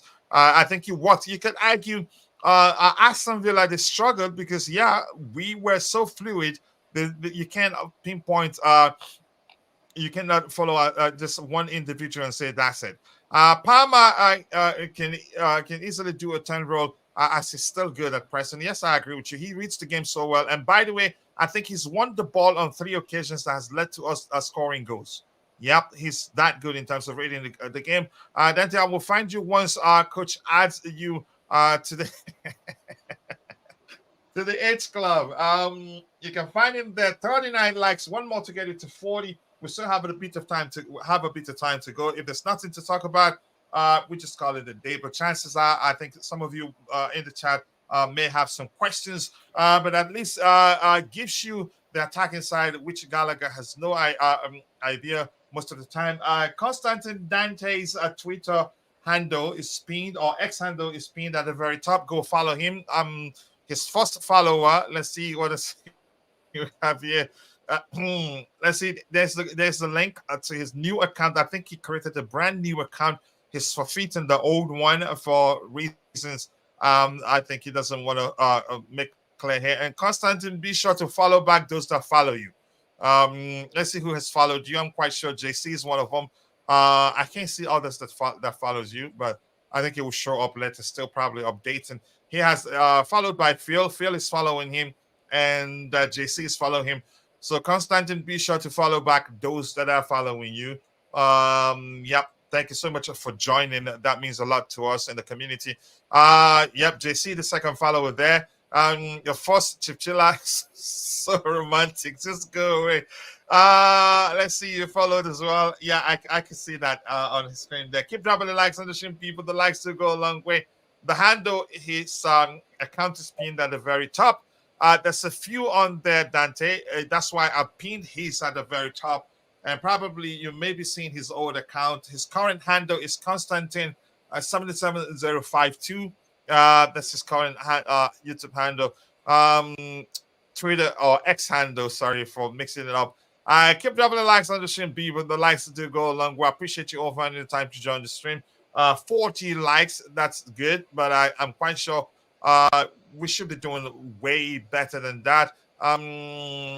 Yeah, let's see. Let me add the number 9 here. I think it's going to be Palmer there. And once again, if you're watching, I need your feedback on what you think of the application, the lineup building application. I'm going to make it available for the public, Chelsea fans first, so that they can build lineup, download it, and use it on social media. Keep dropping the likes on the stream, people. The likes to go a long way. 40 likes. We should be doing way better than that. Let's hear you. If you're watching, what do you make of the lineup? Which do you think we should have a different player in certain positions? Push to 100, and a coach will start in Nkunku. Do you think that's possible? But let's hear you. Constantine Dante, welcome to X. We appreciate you respecting the community and knowing that we love you so much and we wanted you to be part of our conversations on X. Dante and I agree. I feel like this is the same He can try that combination of Palmer, Jackson, and Nkunku and Noni. My reason is Nkunku has to be ready. All these guys' movements will cause a lot of issues. Nkunku playing, I'd rather Nkunku play in a different position and Jackson play Jackson play as a number 9 man there. That's because Nkunku is the more creative, more again the more creative of the two players. So I'd rather Nkunku play in the left wing position and Jackson playing the number 9 position. You will get more, and in a fluid approach, Nkunku will make good runs. If somebody like Palmer plays on the right hand side and has the ball, Nkunku will make a good run inside the box, and I'm sure Palmer is capable of finding him. Gallagher, I think he's not here to be, you can say, the most creative, but still he's one of our top creators in terms of his numbers. And but let's see what the manager does. Keep dropping the likes on the stream, people. The likes to go a long way. JC, I can see you on there. Yep. Have you followed back people, Dante? You have to follow back people. You don't yeah, you have to follow back people, man. Yep, he joined today. How many followers already? 3 likes. He's following 2 people. Okay, I will broadcast that to the community, so that they can follow you back. Let's see what else we have here. Keep dropping the likes on the stream, people. The likes to go a long way. Constantine Dante's Twitter handle. You can find it at the very top. Go follow him. Coach, what happens to Nkunku? Who drops out to accommodate him? I think Enzo. I don't think Enzo. I think probably Jackson or Madueke. I don't think he drops Enzo, except if Enzo is tired. And right now, you could argue Enzo isn't tired. Gallagher is undroppable. I think you know that quite well. That's why you didn't even mention him. You didn't mention him. I think to accommodate Nkunku, he dropped either Jackson or Madueke. I don't think he drops Gallagher. Yeah, Gallagher is undroppable for him. And right now, you can say he hasn't played too many times. That the argument would be that he's tired. And I'm still waiting any feedback on the application. I'd like to get as much feedback from you as possible to make it even better. Something as I'm working on this for us to be able to draw lines uh, to the circle players. Use a sort of jQuery. Was it jQuery Canvas? I think that's the application I'm going to implement here. So you'll be able to circle a player or draw a line if you want to demonstrate a player moving from one place to other and not just drag players around. Yeah, I want to implement something that you can lift Chilwell here. Let's say if we're talking about a 3-4-2-1 structure where you have a wing back. I've moved the player here. I moved this guy here. Who was that? Okay, this guy comes here. In a situation where you want to demonstrate how Chilwell can make use of this, so you just draw a line rather than drag players around. So it's still in progress, but any feedback I can get from you, I'd really appreciate that. 4-2-3-1, bring this guy back here. So let's see what else we have. You keep dropping the likes on the stream, people. The likes to go along with corner drops. We don't need it to press a lot in those games. Good luck convincing Pochettino that that's the case. That's the only thing I can say Another to you. thing, Phil, coach. you want to say anything? Yeah, go ahead. Yeah, I think like when we bought Nkunku, he was supposed to be playing like the number 10 or false 9 at times. But now that we got Palmer, it's now difficult for us to drop Palmer and let Nkunku play, especially with how Palmer has been playing right now ever since he came to the club. So it's making everything difficult because any other player who is playing in the front, they're actually doing well. You look at Jackson, some of the games we can't actually win when he's not there. And when you substitute him and you put Nkunku, that balance which is always there Mhm. when you play the game, and also those chances he creates, you don't have those as well. So now removing Jackson, putting Kunku, it leaves us with an unbalanced team. You remove Palmer to put Kunku as well. It leaves us with that balance as well, which means we won't hold the ball much more better than we do when all these players are there. So at this moment, I think maybe we have to sacrifice Madueke.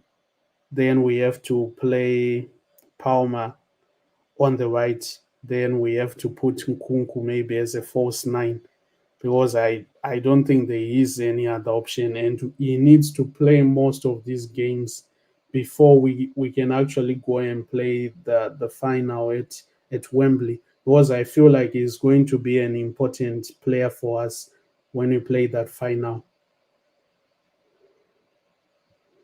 Here's So I something I don't want to know if say you quickly. agree. And if you're in the chat, especially Michi Boy, you use lineup building application, online lineup building applications.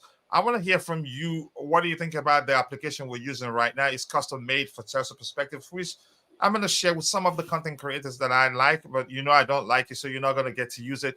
What was I going to say? Ooh, something that comes to mind quickly. Why did I forget? What were you talking about again? I lost it because my mind is everywhere. Sorry, Phil. What was the Now last thing you talked we're about? talking about Nkunku. We're talking about Nkunku that it's going to be difficult for us to drop other players like Palmer and Jackson because all these other players have been playing well. So maybe we have to play him on a false nine. Then we have to put Palmer on the left, on the right. I mean, then Jackson on the left, which will make the attack much more balanced. Yeah, and in all honesty, it just doesn't make sense to um it just doesn't make sense to bring it to change the team around right now. They did so well in the Exactly. last game. Uh, yeah, and his thing, something. Yeah, I think I just remembered what I wanted to talk about. As much as we know there's a chance he sacrifices him to accommodate his darling players, for lack of better language, there. Madueke, he's very unique. He's very different. Uh, Given all the players, again, he's one in a million given our current crop of players. He's the most direct in our squad right now, and I think he's improved defensively and offensively. He's less selfish, and you can say he has a hand in the two of the goals we scored. He assisted one directly for Conor Gallagher because he was inside the box, and when he got to him, he couldn't do much about it. He was back in the goalpost and dropped it for Conor Gallagher to shoot. He could have tried to backheel it, or maybe tried to turn to shoot like he usually like he did before now, but I think he's improved. And for the goal that Jackson scored, he ran in and he dragged the Aston Villa players inward, thereby creating a space for Gusto to run in on the right hand side. And when Gusto made the run, he wasn't selfish. He placed it, laid it on the carpet for Gusto, who now put in a delicious cross that Jackson finished well. I think he didn't score on the day, but you could argue he was one of our most effective players on the day. So if he drops him, then he's not encouraging him. He may well, you could say, start to look to leave Chelsea when if he gets a chance. I don't know if he was one of those that signed like a 20-year contract or so, but he's very unique and we need him. We need him. He's effective when teams defend. He can be effective when teams defend deep. Even better when there are spaces for him to exploit. He's an intelligent player too, and I would say he's gotten better. But let's hear you. Yeah, I totally agree with you because when we talk of Madueke is mostly one of our only players who is very direct. If Sterling was putting an effort and he was direct as well, probably we wouldn't be worrying about, let's say, the left side as well. But with Madueke is one of our players who is just unique in that way. However, I think we even had this conversation some few weeks back when we're asking like in case Nkunku comes back, do we have to drop other players in order for us to accommodate him? And it's now difficult to actually say because all these other players are doing well. They are doing perfectly well, which means with our improvement right now, we need to continue playing them. But now with Nkunku coming back as well, we still need to play him. But it's difficult because we now have to drop other players as well. We have been playing well all this time. So For me, I in as much as I like Nkunku to play, I don't think it's going to be wise for us to drop other players and put him up front compared to just playing the same players we've been playing all this time when he was injured, and these same players doing well than what he has been doing. Of course, he offers a lot, but he has to come off the bench until he can build a bit of confidence as well as a bit of fitness, I think. Yeah, I think it will be a change that's not on because an unnecessary change. If he just, I don't think he should do that. Hopefully, again, I'm just hoping he doesn't change too much. That's my prayers. Dante, yeah, I've shared the link at the very top. If you haven't followed Constantine Dante on Twitter, the captain of the house, the link to his YouTube channel, to his Twitter account is pinned at the very top. Go give him a follow. Once the show is done, or maybe later on, I'll find a way to share the link to his account so that members of the community will go follow him. I'm sure Bobby would want to follow him. I'm sure Roger too. And I know he doesn't come onto the panel, but I'll add him to the panelist group so that a lot of people will get to see him there and follow him. Keep dropping the likes on the stream, people. The likes to go a long way. I followed back. If you follow back a lot of people that has followed you. That will go along with. Let's see. Your job Casado, if need a sem as Gallagher. Wow. I'd rather look. Let me just go on. Move on from that. I can't wait for Romeo Lavia to come back. Really, I think he will. Let's see what the manager does with that happen. Rest or rotate, I should say. Yeah, maybe. Dante, you see anything else there? Just having a conversation. It looks good, coach. I can see everything clearly. Maybe the grass background, not so much a contrast. Okay, so I know what to do about that. But I'm glad it looks good. Because the argument I'm making is that if I have to take my time to develop something like this, it has to be very different from what we use. I think so far you could argue it's better in so many ways. It's more pronounced and it's custom. We see the pictures of the players and all that. So it will become even better with time. And I will make it public in about second quarter of the year or so. For Chelsea users, content creators will get it sooner than later. I don't like Michi, so he's not going to get it. But thank you for that feedback there. Who do you think will be a surprise injury before this game? As this seems to be a thing, Kachila. I'm going to say this. I still don't trust Ben Chilwell to stay fit. I hope I'm wrong. I sincerely do hope I'm wrong. He's proven to be a breath of fresh essence's return. He's done really well. He's stayed fit longer than I expected him to stay because I was thinking if he comes back and plays just 3 minutes and he gets injured, but he surpassed 2 games, 2 starts actually. Correct me if I'm wrong. I still don't trust him, but let's see what happens. I don't see any other player there getting injured. No, I don't see that. Conor Gallagher never gets injured, and as the Bluetooth again would tell you, his injury status literally says no entries. So, but let's see. That's funny, really. Couldn't find you. The link is pinned at the very top there. I hope you've seen it. All good. Let's see what else we have here. We'll try it later. If you don't follow back after so many days. That's how I do that. If I follow people, I give them time. And if they don't follow back, I usually unfollow them. It's as simple as that. Yeah, they should be able to reciprocate. Coach has done it and give him another drink of coffee. Oh, you like it that much? But I think it can be even better.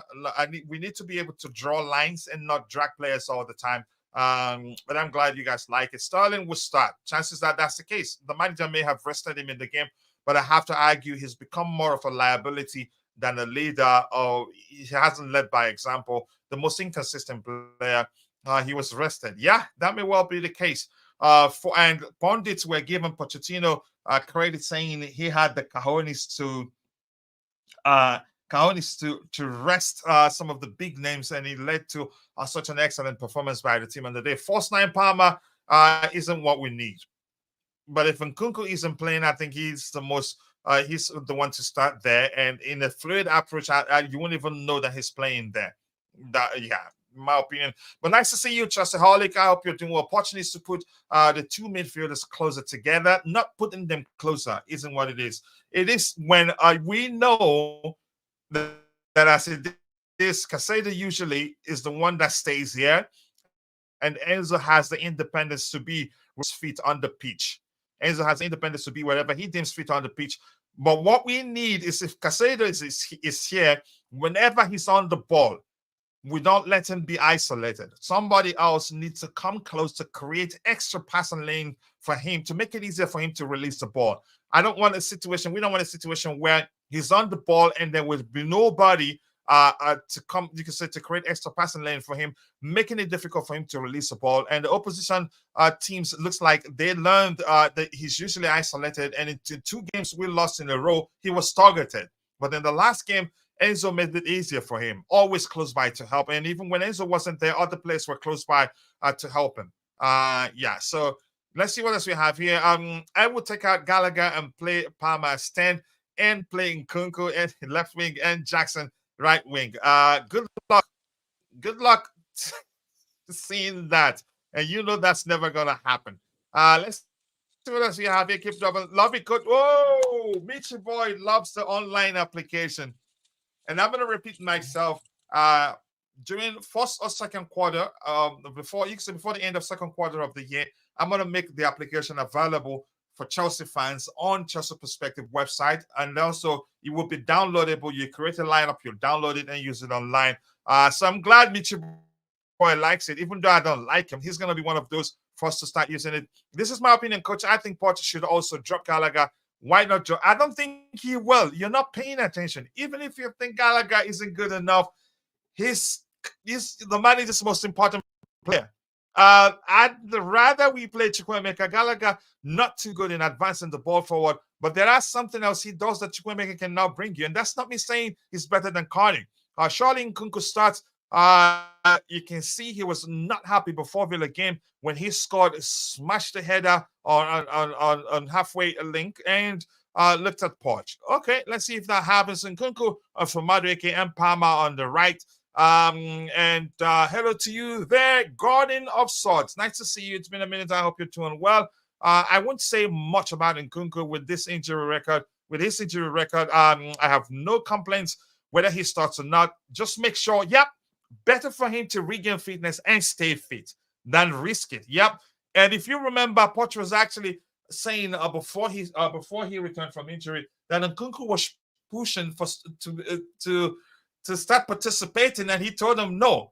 And look, even though it took time to bring him back, he played once and got injured at the time. Rested is different from dropped. Yep, two different things together. Cannot find that link, Coach. It's pinned at the top, Reach Money Makers. It's pinned at the top. There's a link pinned there that says go and follow Constantine Dante. It's there. Look at the top there. You see it. Supreme Court is saying I wouldn't have Silva and Chilwell on the same side this match. Silva cannot cover the space. Chilwell leaves in a transition. Okay, leaves in transition so well. Swap the Sassi and Silva in terms of position. Okay. I think I mean, your argument makes sense. That's because we have more pace on this side now. Yeah, more pace. And given that this guy has improved defensively. So I agree there. I've swapped that. Let's see. I mean, not much space between the two midfielders, but I understand what you mean. We loaned out a striker when we have a striker problem. It's a typical.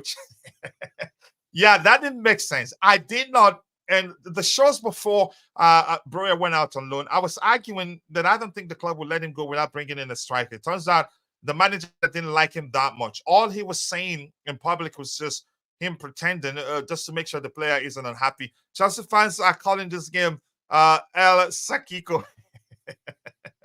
Okay, I was speaking to Michi Boy last night, and he showed me stats on Gallagher that he's a first for nearly everything. Yeah, a lot of people don't pay attention to that. Even if you don't like him, try and be objective a bit. Try and look at his numbers and not make some argument that will make you come across as if you don't know what you're talking about. DJ, big up to you, my bro. I appreciate you finding the time to join the show. I hope you're doing well. Let's hear you Two questions.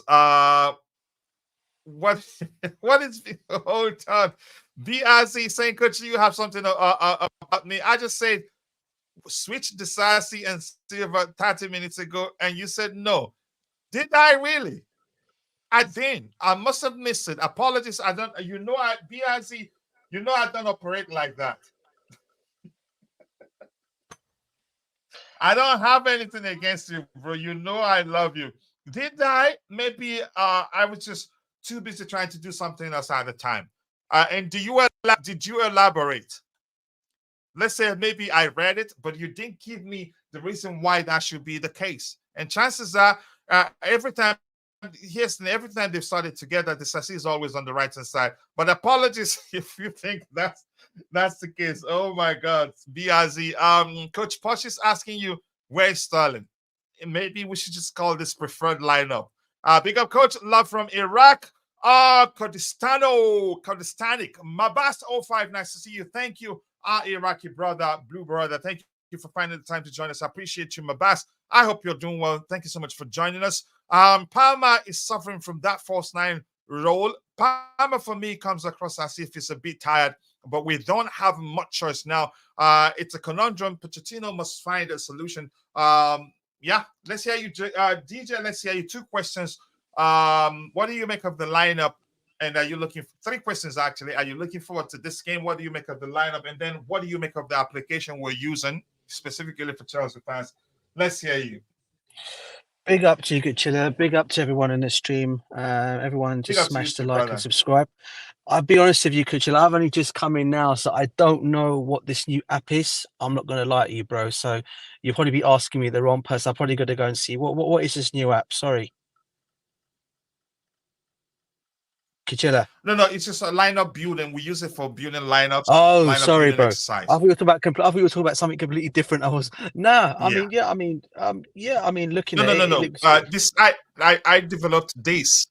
I developed this for Chelsea perspective so that it's different. If we switch formation, for instance, we can go to 4-4-2. We can go to 3-4-2-1, and all such formations and all that. But go ahead. No, listen. And it's more pronounced. That's what I think. But go ahead with the most important aspect. No, I think. For you to make the changes, is it kind of like swap the? Obviously, it does the form. Obviously, from looking at it from there, is it kind of like telling swapping around the plays to whatever? From looking at the app, sorry, as I said, I'm not what you calling on it because I guess I'm just rushing this completely because I'm on my lunch break. But yeah, from looking at it, it looks really nice. I'm not going to lie, it does look cool. You can move players around. You can move players around. And did you not have that kind of thing before? It's still under the. Go ahead. Let's talk about the lineup. Don't worry about it. Nah, listen, the lineup. But we wanted something different. We wanted with the players. Oh, I see. Okay, fair enough. No, from looking at it, it does. Obviously, you're still making some. I'm assuming you're making some more adjustments to it. But from looking at it, it looks really, really good. It looks good. I'm not going to lie to you. It does look nice. Yeah. In terms of the lineup, you got obviously Silva's going to probably come in because we all know. I think Badashili's out injured. It wouldn't surprise me. I'm understanding Corwell's having a late fitness test, isn't he? Before the game, or he's got a fitness test. He might end up even coming into that setup as well. Ahead of Silva, but the lineup in itself, as I said, don't as we always say, don't break up something that won you the game against Aston Villa last week. And obviously the situation with Badashili being injured, you can understand that being one change, but the rest of the team, I would keep it the way it is, and hopefully, we get a win tonight. But it's going to be, I'm not going to lie, even though it's Crystal Palace, they've got injuries out. Let's be honest here, bro. It's always charity FC from Chelsea, and hopefully won't be like that tonight, and we can just go and get a win. And to be honest with you, I'm expecting a win after where we played against Aston Villa in the FA Cup. So I'm definitely going to go for hopefully a win tonight, and hopefully we'll get we'll continue the momentum of it all. Yeah, but I agree. Hopefully he doesn't change too much, but there's no telling what he'd do. That's why it's even difficult to predict what the manager would do, except that the fact that we only have one traditional right back available, Gusto will start, and Petrovic between the 6 and the 2 6s will always be Enzo Fernandez and Casado until one of them gets tired, and the 10 we know will be Gallagher for a while. And BRZ, sincere apologies if anything. It's yes, these things can happen. I do everything alone. Sometimes it depends on my mindset when I highlighted the comments. So apologies if you made the same argument. I don't have anything against you. You know I love you, bro, and I respect you, my Swiss bro. I get the same argument concerning the service lack of pace, but apologies. Yeah, I can't see everything. It's there's too many. But I hope you understand. Let's see what else we have here. Oh, Chelsea are playing tonight. OMG, I Niger noodles. I need some break. Just moaned my countries last night. Yeah, same thing here. We lost, but the deserved. You can say team won. In my opinion, Africa's deserved to win that last night. They were the better side by far. Could have been worse for Niger. Could have been the worst ever AFCON final had they been clinical in front of goal. There's only one information. No numbers, just spot. Gallagher is all over the place in your app too. Yeah, you know that. Just need to trim the grasses, coach, to EPS standard. It looks too good, right? The grass looks too good, right? All right, let's see. Keep dropping the likes on the machine, people. JC Nicholas Jackson looking good with experience, and he should stay as he should stay there, which means letting Jackson be Jackson. I think he's been better of playing as a left winger than a number 9. Badiashile again injured. What's wrong with these players? I don't blame the players. Chances are the manager's approach may well be the case. I don't know. We have beaten Palace the last 13 times. Yep, no draws at all. That's when I get concerned. Hopefully we'll beat them again today. Anything else to talk about here? Keep dropping the likes on the stream, people. The likes do go a long way. Supreme Court's there. If you guys don't like the video, then no European football for next season. Did you hear that? Why is Nightbot deleting Mabas 05's message? He shouldn't be doing that. Probably did he? Okay, the message come in as italics. I don't know what the problem is. I keep dropping the likes on the stream, people. The likes do go a long way. I appreciate you all finding the time to join the show. And if you're in the chat, if you have any questions, drop it, and we will try to address this. DJ, anything else you want us to talk about? No, bro, just to come on basically to obviously say hopefully we'll win the game tonight, and hopefully there'll be more smiles on the Chelsea faces. I think we need this at this moment in time. We need this one to keep going, and I think Poch hopefully will get his team right, his team selection right tonight, because the last thing we need to be doing is losing another game, and we're lying 11th in the table at the moment. Obviously, even if we win tonight, we only go to 10th spot. So it's not much, but at least we can. We need to get the win as far as I'm concerned. So yeah, 100% an improvement, and hopefully Cole Palmer gets a couple of goals for us tonight, and Jackson as well. So yeah.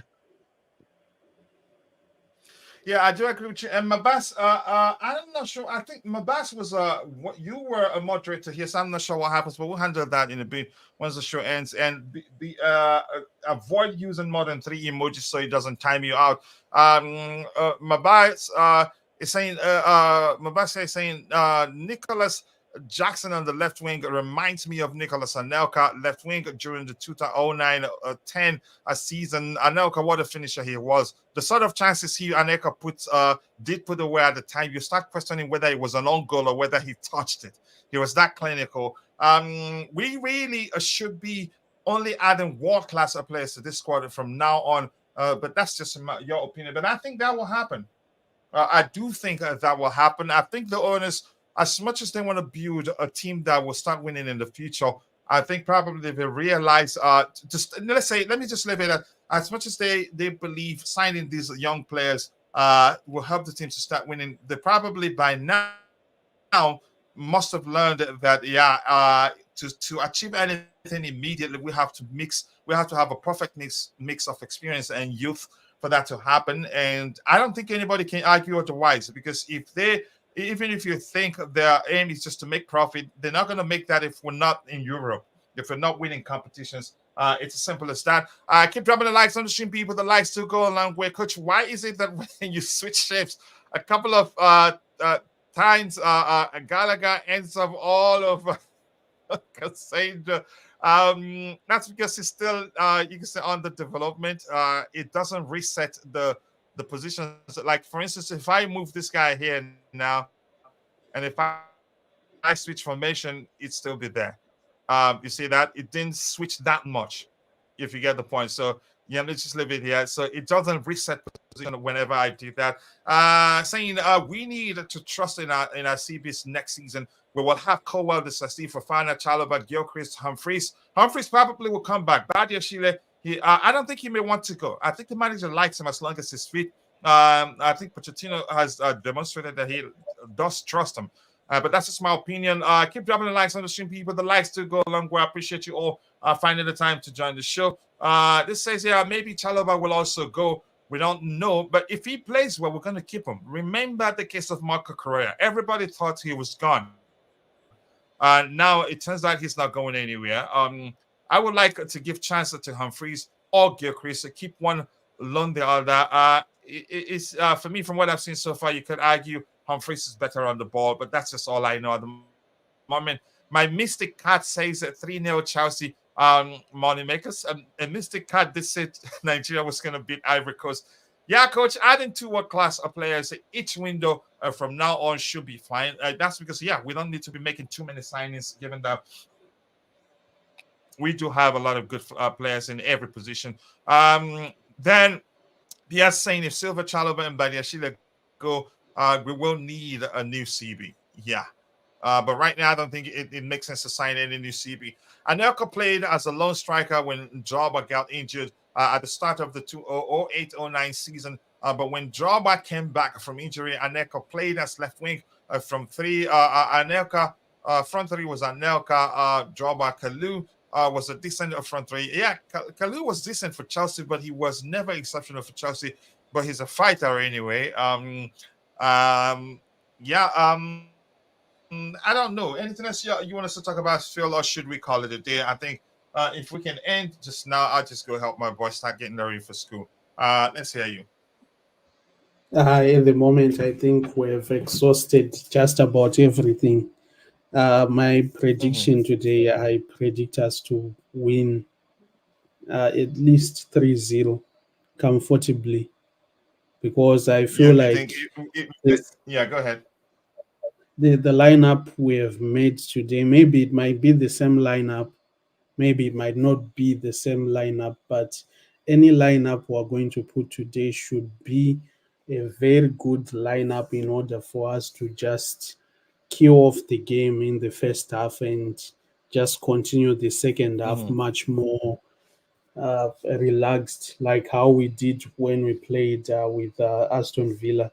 So I just hope we have a lot of goals today, and I hope Palmer, Nkunku, Jackson, or even Madueke, they can actually score goals, or even Gallagher too, because we really need these goals, and we really need to show that at least right now, when we don't have a proper number nine, we can actually score and don't have to rely mostly on a proper number nine who is going to give us like 20 to 25 goals per season in the league.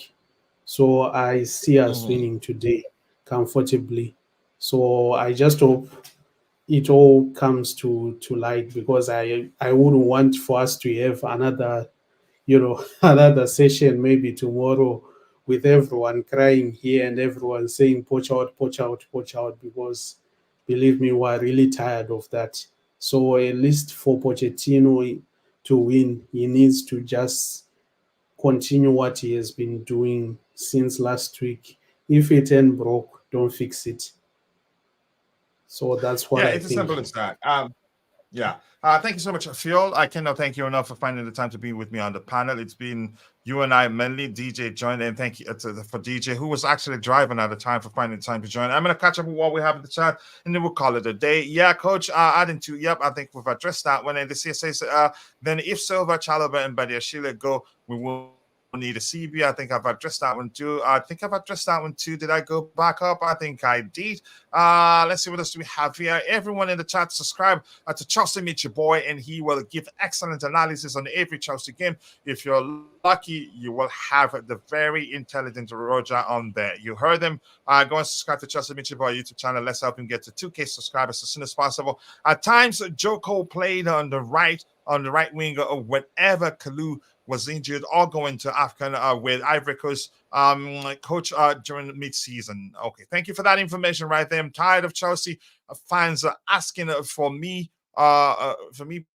players every month. Just let the board managers and players work and they can achieve.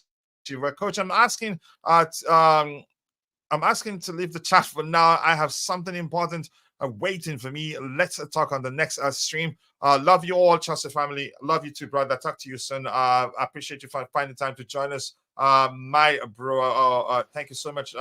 And that's really blessed. Thank you for that comment right there. Jackson to score a hat-trick against the Crystal Palace. Coach, did you watch the AFCON fight? I did. We actually did a watch along on our sister channel. Yeah, we did.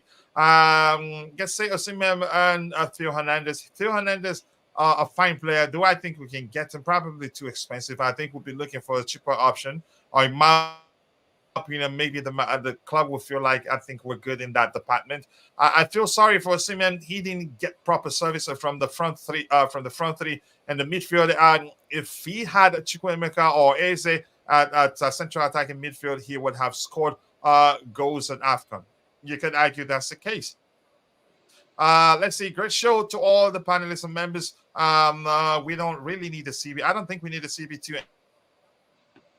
And with that, I want to say thank you to all of you for finding the time to join the show. It's been an excellent conversation between the Supreme Quads. Thank you so much. And Constantine Dungy, much love to you. And to my bro, the Blue, Tiff again, if you're watching, much love to you. And we have Mabasta05. We have, who else do we have here? We have Willie Bless. We have BRZ. We have Richard Money Makers. And we have Chelsea Mitchell Board. All of you in the chat, and JC was here. If I miss your name, apologies. See you guys next time. God bless us all, and cheers.